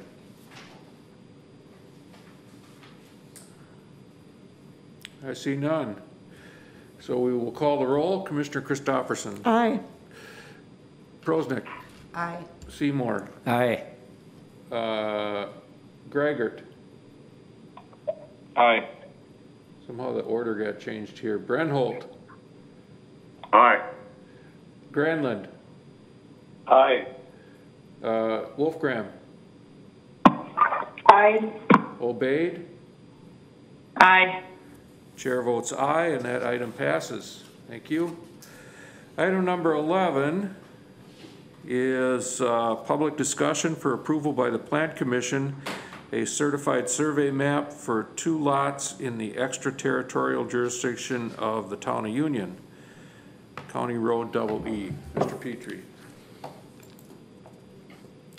Thank you, Mr. Chair. It is not noted on this map. It's west of town, but I will pull it up on a different map if I can click. There we go. So there's west of Interstate 94, west of the North Crossing, actually turns into County Road EE. The applicant is proposing a 2-lot CSM in the ETJ as noted. Real Land Surveying is the applicant this evening. It's approximately 5.6 acres in size. The parcel was approved for rezoning to RH and R3, or C3 for the county It went through the town of Union and the Eau Claire County, but they did not notify us of the rezoning, and they didn't confirm with us the lot sizes. This is similar to the request a couple months ago in the town of Washington. We do have an agreement with the town of Union in this situation within the SSA area and outside of the SSA area. Infill lots, as this one is noted, like I mentioned, the parcel does have existing split zoning. It does have existing single-family home on the eastern side, and then the west is vacant, and that's zone C3. As you can note on the map showing, the parcel is pretty close to the same size as the other ones, but with this proposal, they're proposing it to split it into two. One of the lots would be for the single family, one would be for future commercial development. This is a unique situation. Typically, we do not like to split zone parcels unless the certified survey map goes along with it. Staff did note the review criteria in your packet. It appears that 1 through 5 is appropriate. It's number 6 is the one that staff is a little hesitant to say it is consistent with lot sizes adjacent, especially when you do split this parcel. The comprehensive plan does note this area as commercial and or residential. The outside of the sewer service area, it's typically 1 unit per 5 acres. What that means is you can have smaller lot size as long as you take, you can split it twice technically. In this situation, one of the parcels would be significantly smaller than the 5 acres. I would just note that this area is highly unlikely to be annexed in the future. As you can see, it is probably approximately, I think I measured it earlier, 0.7 of a mile from interchange 94 and 312 North Crossing. So that is quite a bit of a distance. The city limit line ends at North Town Hall Road, where the Quick Trip was built 2 years ago.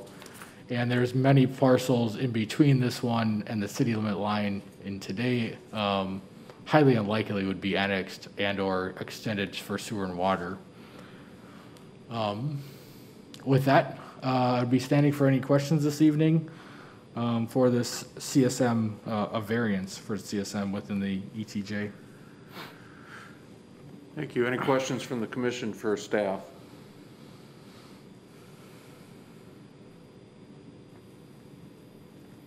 I see none, and I see the applicant is Real Land Surveying, but I think caller number 4 has hung up.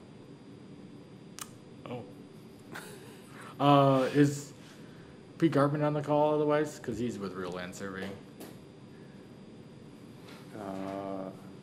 No, I got Amy Coleman. No, she's with the city. Corey Krenz. Corey Krenz is the property owner. We went oh, with okay. him. Mr. Krenz, can you hear me? I can. Okay. Anything to add? Oh, I think it's covered pretty good. Just kind of an oversight on the city and county when they approved it. So it's up to you guys what you want to do with it now. Okay. Any questions from the commission for Mr. Krenz? All right, I see none. Thank you, sir.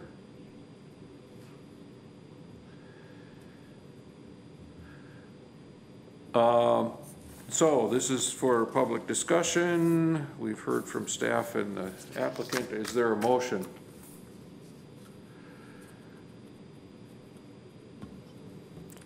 Commissioner Christopherson. Thank you. I move for approval. Is there a second? Mr. Seymour. Thank you. Second. All right, any discussion? Commissioner Christopherson. I feel the need to ask the question, other than compliance on item number 6, is there anything that causes a negative precedent by this? It seems like the advantage and services to the township, and have voted.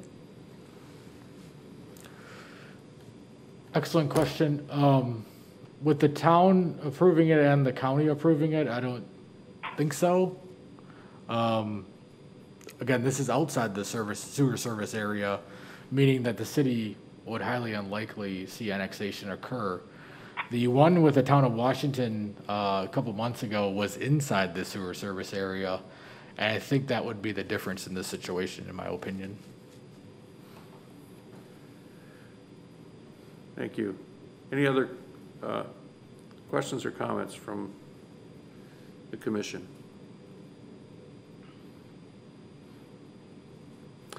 I see none, so we will call the roll. Commissioner Christopherson. Aye. Prosnick. Aye. Seymour. Aye. Gregor. Aye. Brenholt. Aye. Granlund. Aye. Wolfgram. Aye. Obeyed. Aye. And chair votes aye. That item passes. And that concludes the items for action tonight. We have a discussion item regarding the Strong Towns webinar. Mr. Allen. Yes, thank you, Mr. Chair. A few months ago, actually I think just not quite 2 months ago, Commissioner Christopherson brought to our attention a series of webinars being hosted by the group Strong Towns. They're out of Minnesota, and their executive director, Chuck Barone, has actually come to Eau Claire before and spoke to city leaders at the time, I think about 2 or 3 years ago. What Strong Towns is promoting, they promote a number of alternative kind of models for development and redevelopment using engineering and economic development principles. So the intent is to kind of rethink and reconsider how communities develop and redevelop using kind of those sound principles and just utilizing them in a way that's perhaps non-traditional or again a bit innovative. And so with that, again, thanks to Commissioner and Councilmember Christopherson for pointing us in that direction. I've been familiar with Strong Towns for a number of years, but again, when the pandemic hit, they started shifting a lot of their kind of educational materials to a number of free webinars. Many of them are still hosted and available as recordings through their website, through their YouTube channel, and other methods.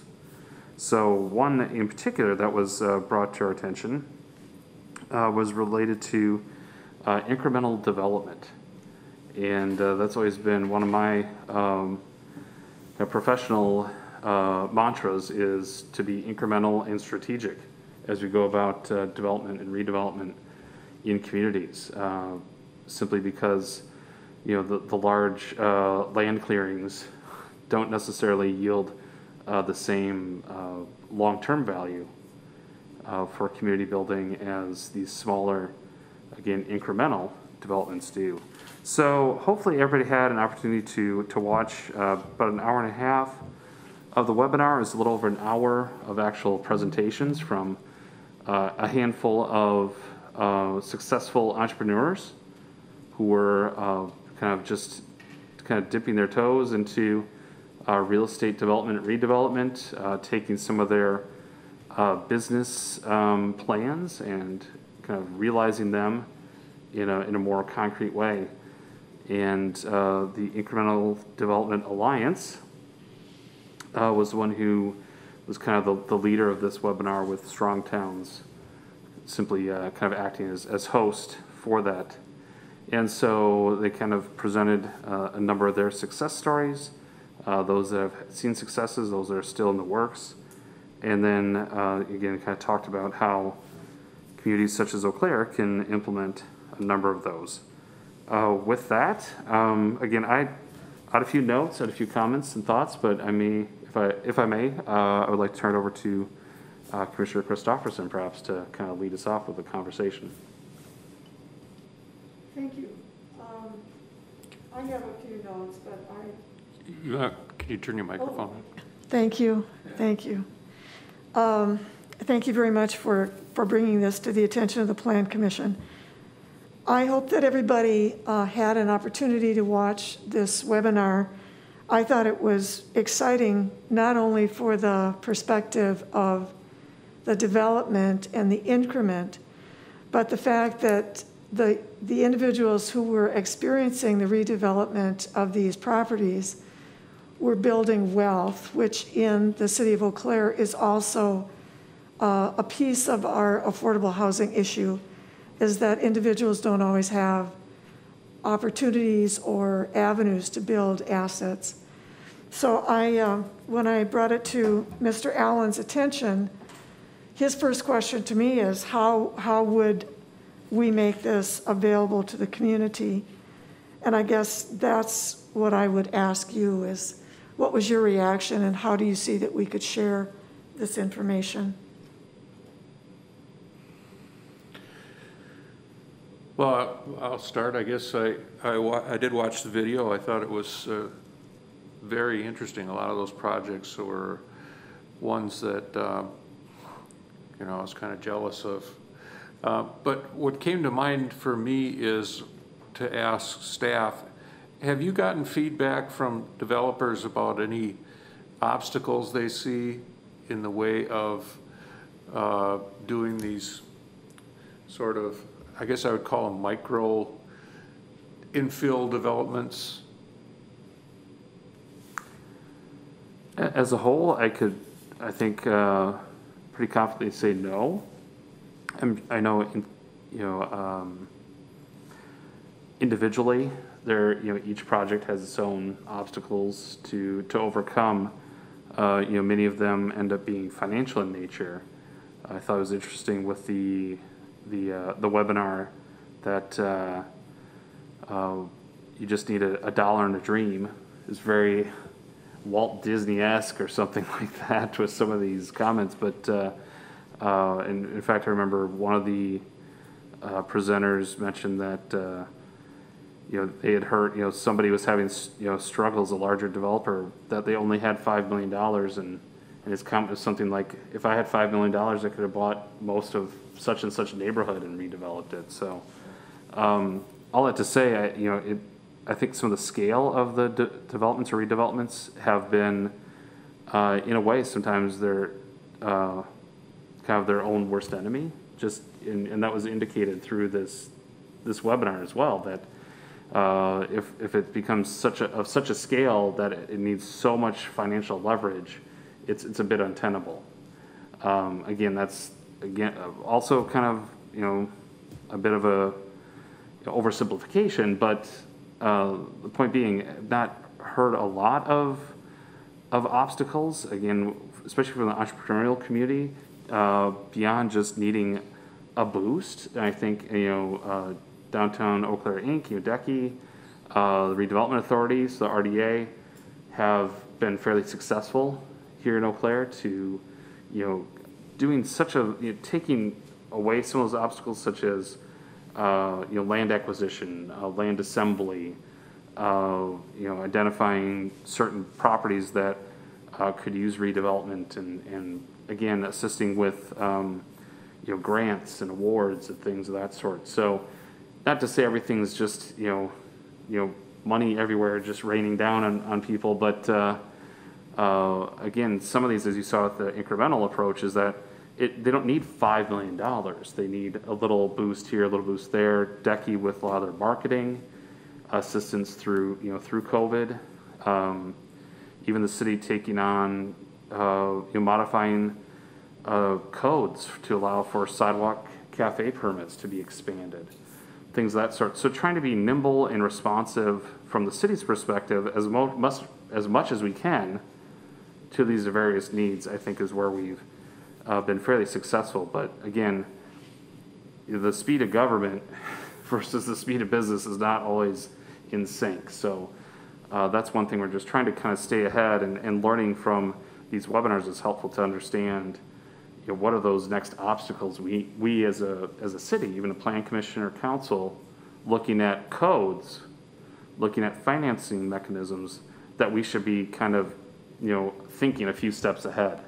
Because if we're just reactive, things take too long to be really a true help to a lot of these businesses. But I think you've seen a lot of that if you've been in Eau Claire for even just a few years like I have. You've seen a lot of these smaller businesses sprout up and be successful, particularly in the downtown area where you see a lot of these smaller, easily accessible, financially and otherwise, storefronts.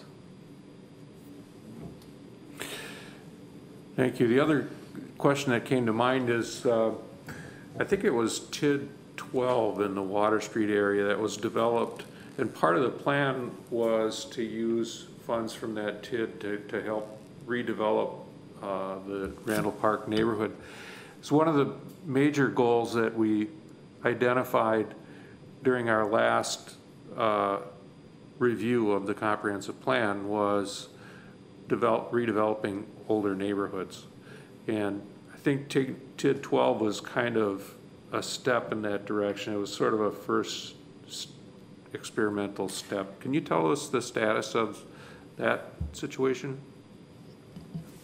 Without a lot of the details in front of me, I know TID 12, again, it's kind of one of those circular approaches where you need some development and redevelopment to help pay into the TID, and we haven't seen much of that happen yet. So some of the development we have been seeing have been residential in nature, so that hasn't really been feeding back into it as much as we're expected. But the framework is there, so it's ready to move that direction. And actually, I think you may see some projects, again, more residential in nature, coming your way here the next few months in the Water Street area. But you've seen a few of those happen, and actually a few of those happen without the requirement or benefit of the TID, just happening kind of in and of themselves, redeveloping. Trying to think which block we saw one old, I want to say the Guppy's Pizza building get redeveloped. That was not, there's no TID requirement or request or investment in that. So as some of these projects start to redevelop on their own, they'll start to build up that tax base and start helping out, make that TID a little bit more viable, I should say. And again, that's a very glossy overview, simply because I don't have the financials in front of me. But thinking too, the TID 13 up near the Cannery District, you've seen the redevelopment happen up in that area. I think one thing that we are realizing that there through this kind of incremental redevelopment is that, again, with the RDA, there's a lot of land available, but not a lot of older buildings. As we saw in the webinar, having access to some of these older storefronts is really, that's kind of the crux of a lot of this. And that's why I think you've seen a lot of that success in the downtown, but less so in the periphery. You've seen a lot of older, dilapidated buildings come down just because of the state of them.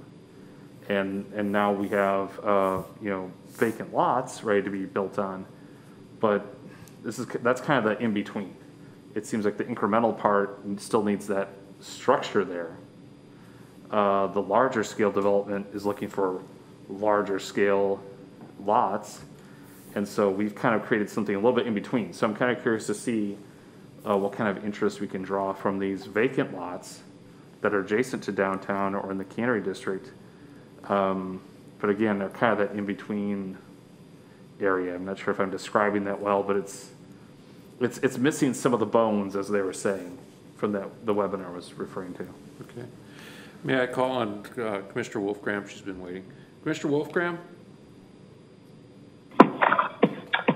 Yeah, I followed strong towns for a very long time, and the whole concept of incremental development, is, from my perspective, really about revitalization instead of gentrifying. So revitalization is the preserving of the culture of the neighborhoods, and they talked about how the purpose of incremental development is to be able to ask, what does this neighborhood need?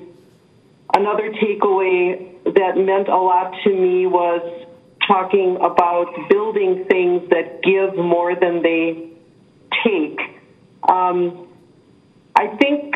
I I think an idea that we might want to consider similar to this particular webinar is for our plan commission or city council to have our own town hall with small local developers and entrepreneurs and asking them what they need and what their ideas are. I think that could be extremely valuable to us moving forward. Thank you. Thank you. Mr. Christofferson, did you have something? All right. Mr. Seymour. Thank you. I guess I'll chime in a little bit here. I thought the program was really interesting and entertaining at the same time. Their focus, I thought, was good about smaller scale projects and focusing on local developers, which I think is good. I found it kind of comical. I think they use the term building hoarders. So, do you remember that in the program? I thought that was interesting because I think we have a little bit of that in our town. But one concern I have, maybe more of a general concern, was, recently when we were looking at the project at the railroad parking lot site, I think there was a little attempt to demonize out-of-town developers, and I don't think that's necessarily a healthy thing either. So I think there's room for local small developers as well as out-of-town developers. The only other thing I noted was when you talk about neighborhoods and possibilities for small businesses in residential areas, it seems like maybe it was 3 or 4 years ago, we talked about the possibility of loosening zoning for like coffee shops and smaller businesses in neighborhoods that are, zoned residential. And I think it was before your time, Scott, but I wonder whatever came of that discussion, or if anything ever came of that, where we could reuse some of these commercial buildings that were maybe grocery stores at one time in some of the residential neighborhoods and maybe make them commercial uses again. And that's about all I have to add. Yeah, I remember that topic coming up in the comprehensive plan review, and I think we were talking about churches because there's a church, is it a Baptist church down in Randall Park neighborhood that hasn't been in use for a while. So has that topic come up? The ability to spot zone, I think, was the term that was used. I may defer to Mr. Petrie if he's aware of that, but in terms of the history there, but it's certainly something we could look into further, especially as we get into the comprehensive plan review, which I'll talk a little bit more about under the next agenda item. But yeah, that's certainly something we could consider, and that was actually, I think there was an example in the webinar about kind of the incubator spaces, almost like a miniature Banbury place. And again, that's another great example of kind of the larger scale version of what some of those, a little bit larger facilities could accommodate. Like a church or a grocery store could be broken up into, smaller spaces. But we haven't really explored that I'm aware of any of the zoning aspects of that. But Mr. Petrie is stepping forward to enlighten us further. Yeah, so what you guys are referencing is churches. They were in our comprehensive plan. We note the reuse and rehabbing. One of the churches in historic Randall Park neighborhood is the Boys and Girls Club now. So that was a change. So that went through the Neighborhood Association and the Plan Commission for reuse of that facility. My understanding, they actually rezoned it to C1P, as in, which would be Neighborhood Commercial Plan Development. So that was the allowed for a reuse and rehab of an old church. Now that worked out well because the Boys and Girls Club was looking for a new facility and this church was available. But going forward, I could see that being an issue with these big box stores, as Mr. Allen was referencing. I could see it being an issue with redevelopment of these older structures that are too large for the use that was there. Theaters is a good example. How do you reuse a theater? It's really challenging. Mr. Seymour is nodding his head. It's really challenging as a building code wise and just facility wise, but I could see that being maybe adding a little more flexibility within the land use, especially with these core neighborhoods. Another good example would be, reusing a street on building on Water Street. Some of them have been vacant for some time and they're controlled by individuals, but it's challenging to redevelop them without tearing them down. Now, Guppy's Pizza, that's a different building. That's a whole other discussion. And then the Mr. Allen referenced that one, but the the bank drive up as well, that got demolished as well. But I think just adding a little more flexibility within the land use, especially within the core neighborhoods, is a discussion that we should be having for sure. Thank you. Mr. Christopherson. I really appreciated Commissioner Wolfgram's comment about Town Hall, although my thought would be more in minority business owners or entrepreneurs or people that want to build assets. When you think of how the downtowns originally were built, it was because people couldn't afford both the residents and the commercial, so they lived and worked in the same place. And I think people that are trying to figure out how to make it work are much more creative than people that are trying to turn, make an investment. So I'd like to try to figure out how we can engage that edge as well to really unlock people that want to be in Eau Claire but can't find their spot. And I particularly thought of Randall Park when I was watching. There was that one young woman who said she owes more in her student loans than she did on all of the property that she developed. I thought, no, students need to hear that. Like, maybe this isn't your way in. And my last little fragment would be, I think this might have been the same young woman who had that accessory dwelling unit. And for instance, my home that I own on 7th Street has a long, deep lot. The house is towards the front. You've got a garage. Well, if I decided I didn't care about that garage and I put something that size at the back of the lot, I could easily have 2 houses the size of mine, which would make my living costs just go away. But we can't figure out who would ever want to do that. So we've talked about accessory dwelling units, but haven't really worked with that. Yeah. So there were just these okay, somebody made that work. And my lot would certainly make that work. And I can't imagine my neighbors wouldn't care. Well, until I did it, then they would care. I shouldn't have said where I was living. Yeah, when you're talking about having a commercial spot in one building and then living above, as people did in downtown, there was a project that was mentioned there where I think it was a coffee shop, and they decided that they lived in a neighborhood that could use some access to a few groceries.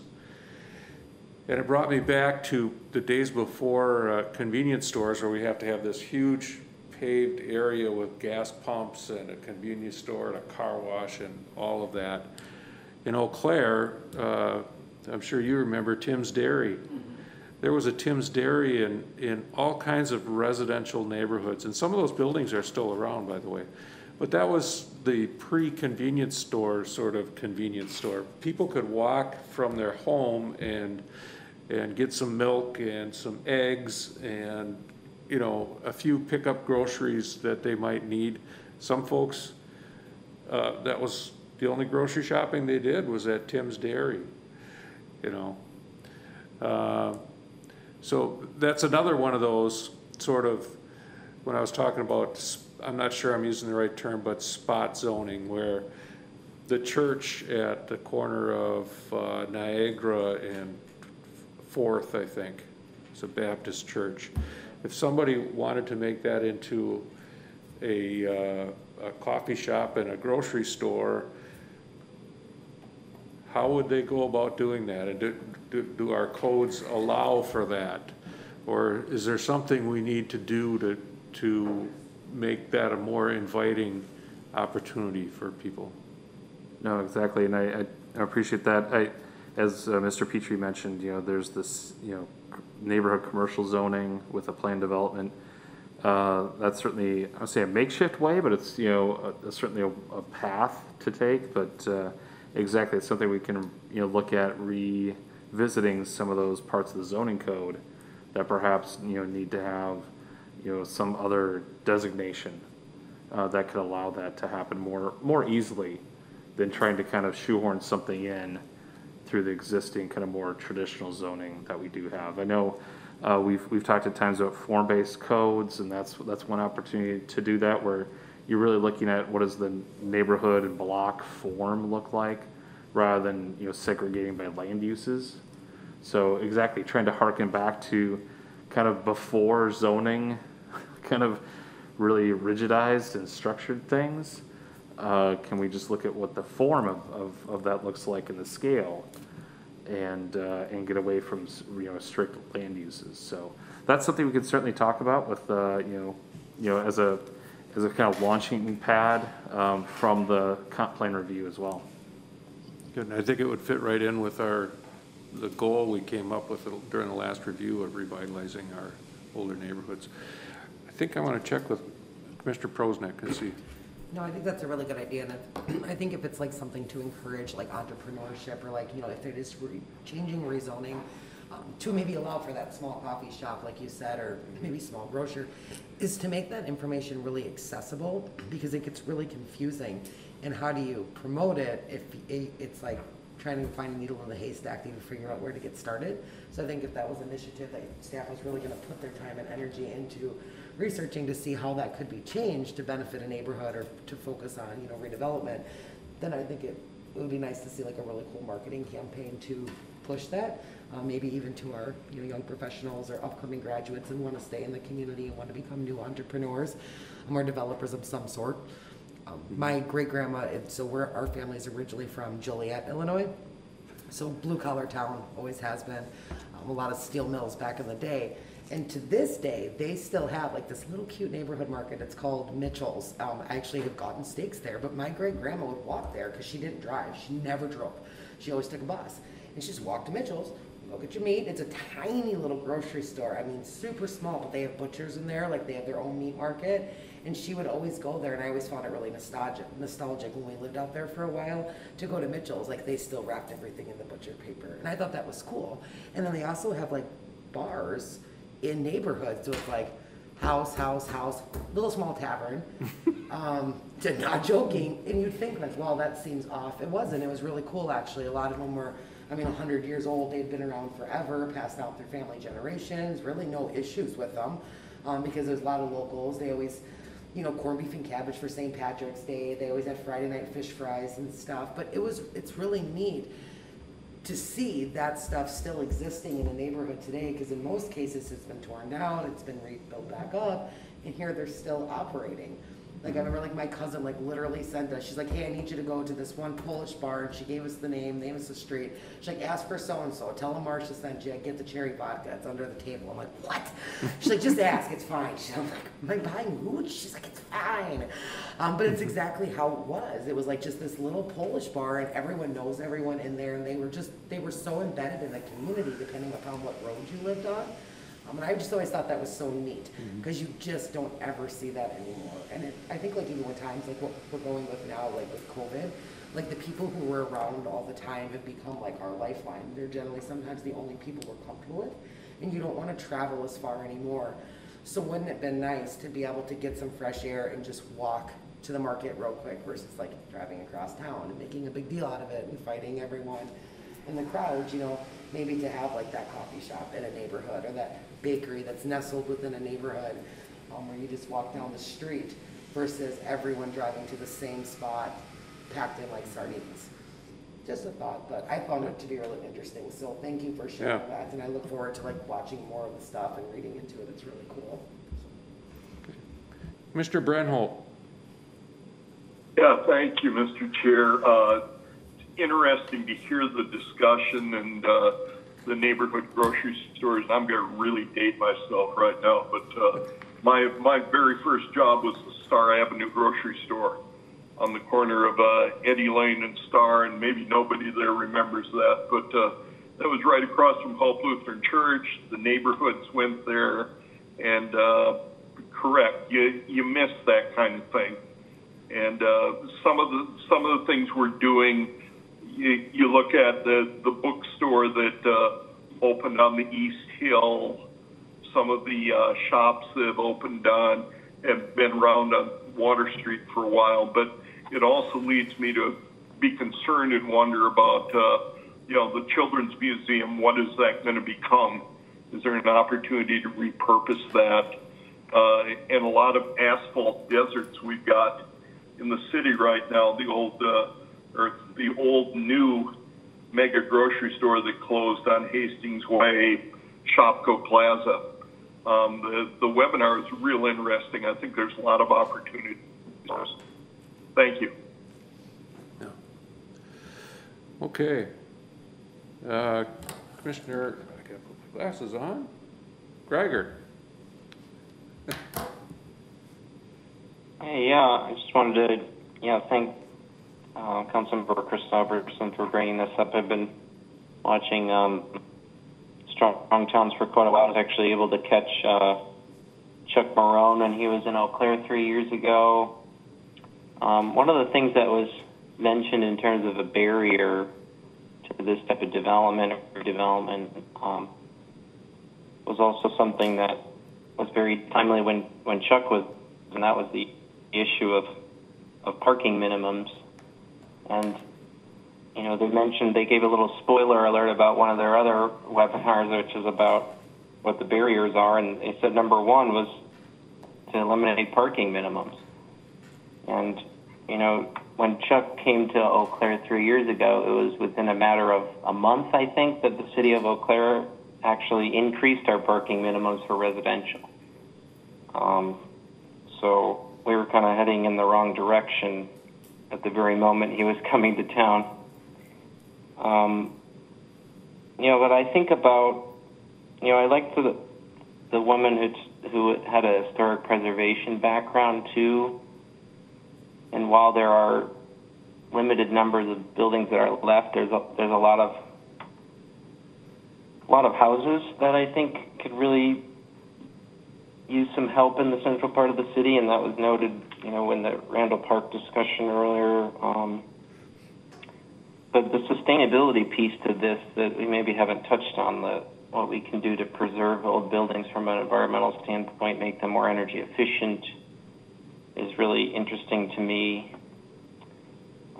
It really wasn't a topic of the webinar so much, but I guess kind of one of the biggest things that I've always thought about is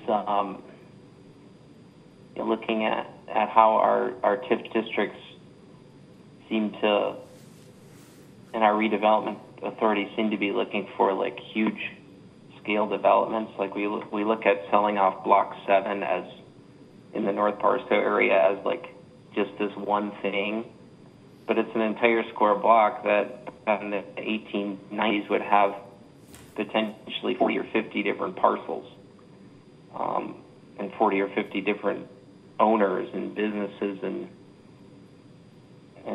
you know, and actually create streets that people want to walk down and find interesting versus one property owner who could just have a bank of offices with like 2 doors the whole way down. So I think about places like Block 7 and the Cannery District and these places that we're set to redevelop or hope to. And maybe there's ways to build more value and increment than one developer could provide by opening it up to, 30 different entrepreneurs and letting them have a little piece of the pie and see what happens.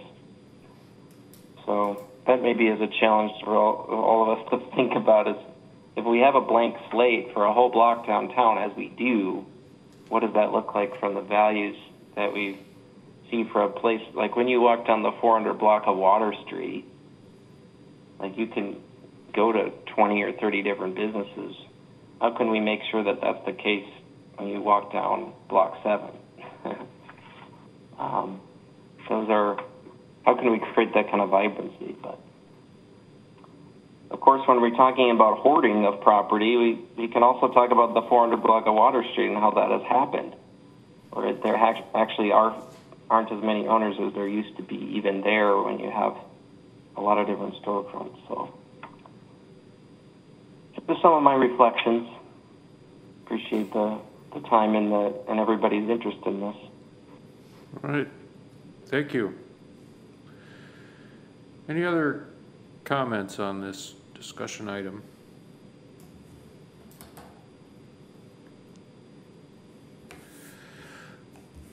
Good. I look forward to seeing what comes out of the discussion here. We've got the midterm review coming up. We can assess what our progress has been toward revitalizing older neighborhoods, and this could be part of that discussion. So thanks for that. Future agenda items or announcements. Mr. Allen. Yes, thank you, Mr. Chair. Our next scheduled meeting is not until Monday, October 5th. This is how everything kind of slots in with 5 Mondays in August, and then the way it's, Mondays before the next Tuesday. However that all works, it's still either Rosetta Stone to figure out how all the meetings match up to each other. All that to say, next meeting is not for 3 weeks. So kind of gone 3 weeks between meetings here as we run through September. That being the case, we're looking at Monday, October 5th as, again, the next meeting, but also opportunity for our first comprehensive plan review work session. We talked about this previously, looking at potentially having a work session to talk about the comprehensive plan review before the meeting. And we would propose to do that at the next meeting, potentially just a 1-hour work session to kind of get things started, looking at a 5:30 to 6:30, and see if there's interest in that. I do see, Mr. Chair, you have a few hands raised from others, so I will turn it back to you. All right. Unfortunately, I'm out of town that particular day, but doesn't mean that we can't have the work session. You know what I mean? And it looks like Commissioner Granlund has some comments. Yeah, I was noticing how the question and answer function in this actually pops up with the name of the person asking the question. I think we could do very well to use that as effectively the public sign-in, and rather than direct people to the hand-raising button, direct people to enter a question right away about which item on the agenda they are there to speak about. We'd have a very quick notation for which person is related to which question if we let them use the Q&A option to identify their area of interest. That's a good idea, because I think people have an easier time finding that than they do the raising their hand for some reason.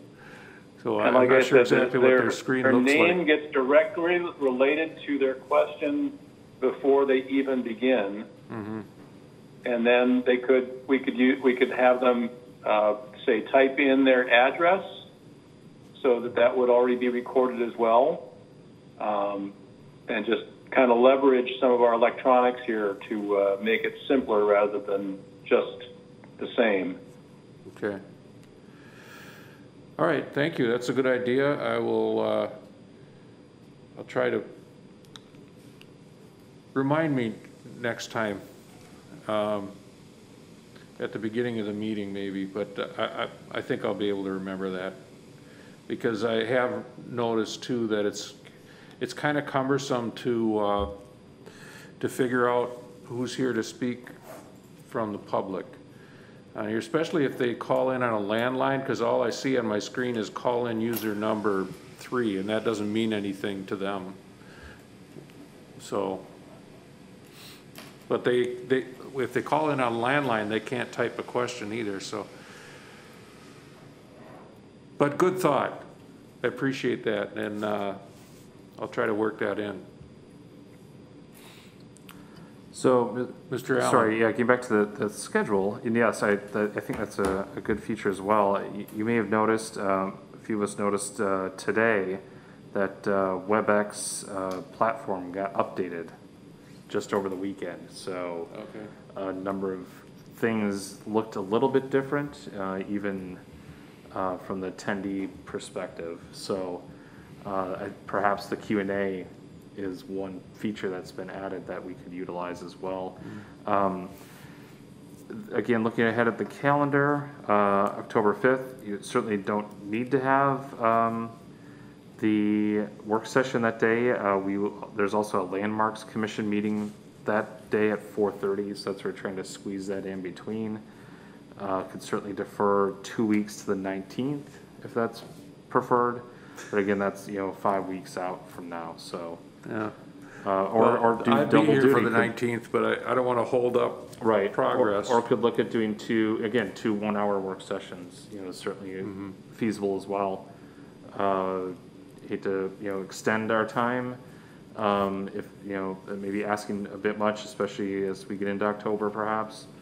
But we could do 2 1-hour 5:30 to 6:30 events, or even 5:45 to 6:45, something like that.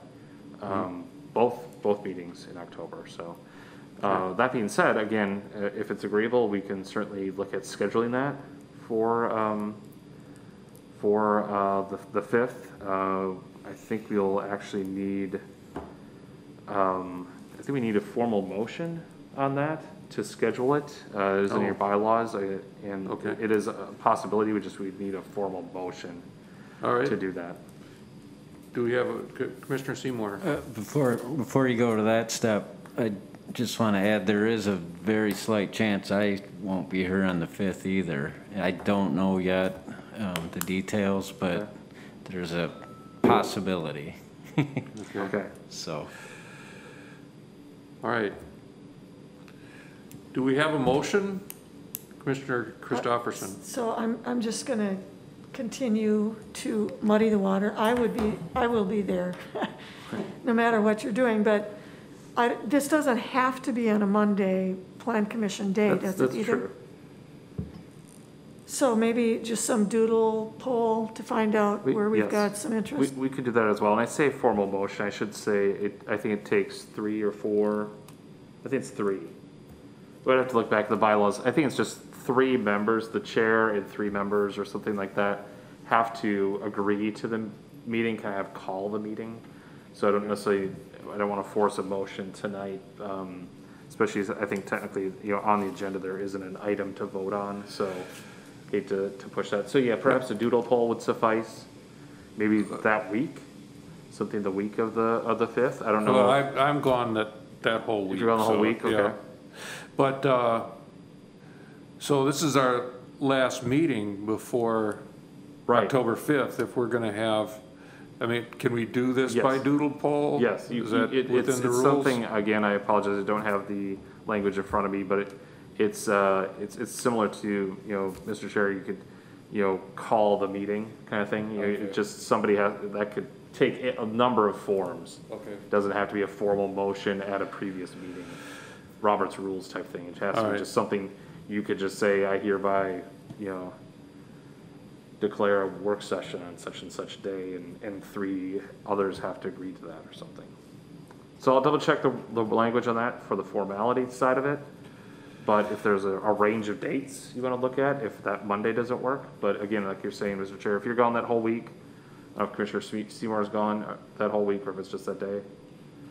But okay, right. So okay, well, we can put maybe we could look at the next week. Was that? Maybe we could look at the next week then, if we're going to do it by email or doodle poll or whatever. So, but like I said, I don't want to hold up progress just because I'm out. I would like to be there, but okay. Mr. Christofferson. Since we have this generous piece of time between now and our next meeting, maybe one of those Mondays in a 5-Monday month would work for us. Mm-hmm. So that's the possibility. Yeah, the 28th, there are no meetings scheduled. Yeah, yeah. So that may be a possibility if that's a thought. That's 2 weeks from now. So yeah, no pressure on staff to get stuff put together. We'll have it done by the end of the week, right?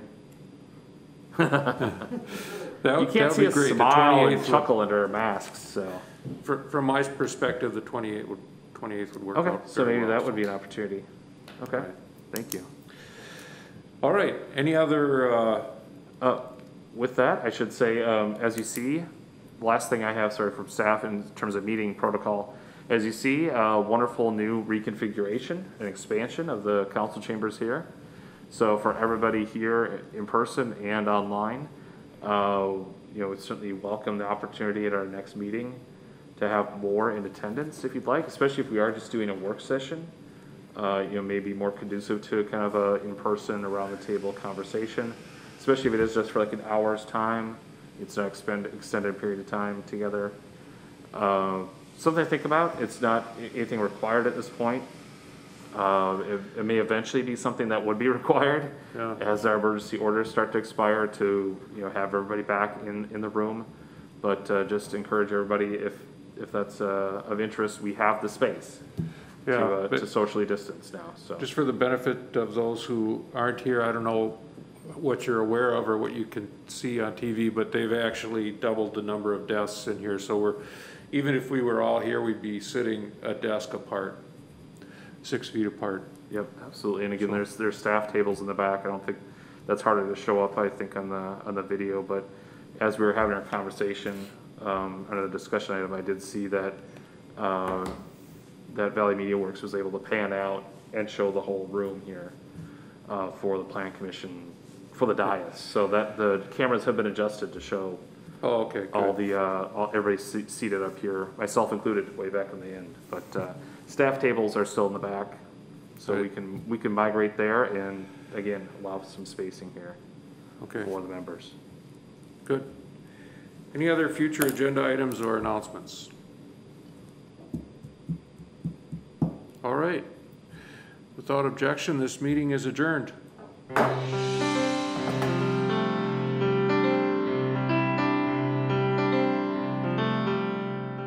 This program was brought to you by a cooperation between Newsworks and the City of Eau Claire. A transcript of this meeting is available for the hearing impaired. It will be available within 7 days of this telecast.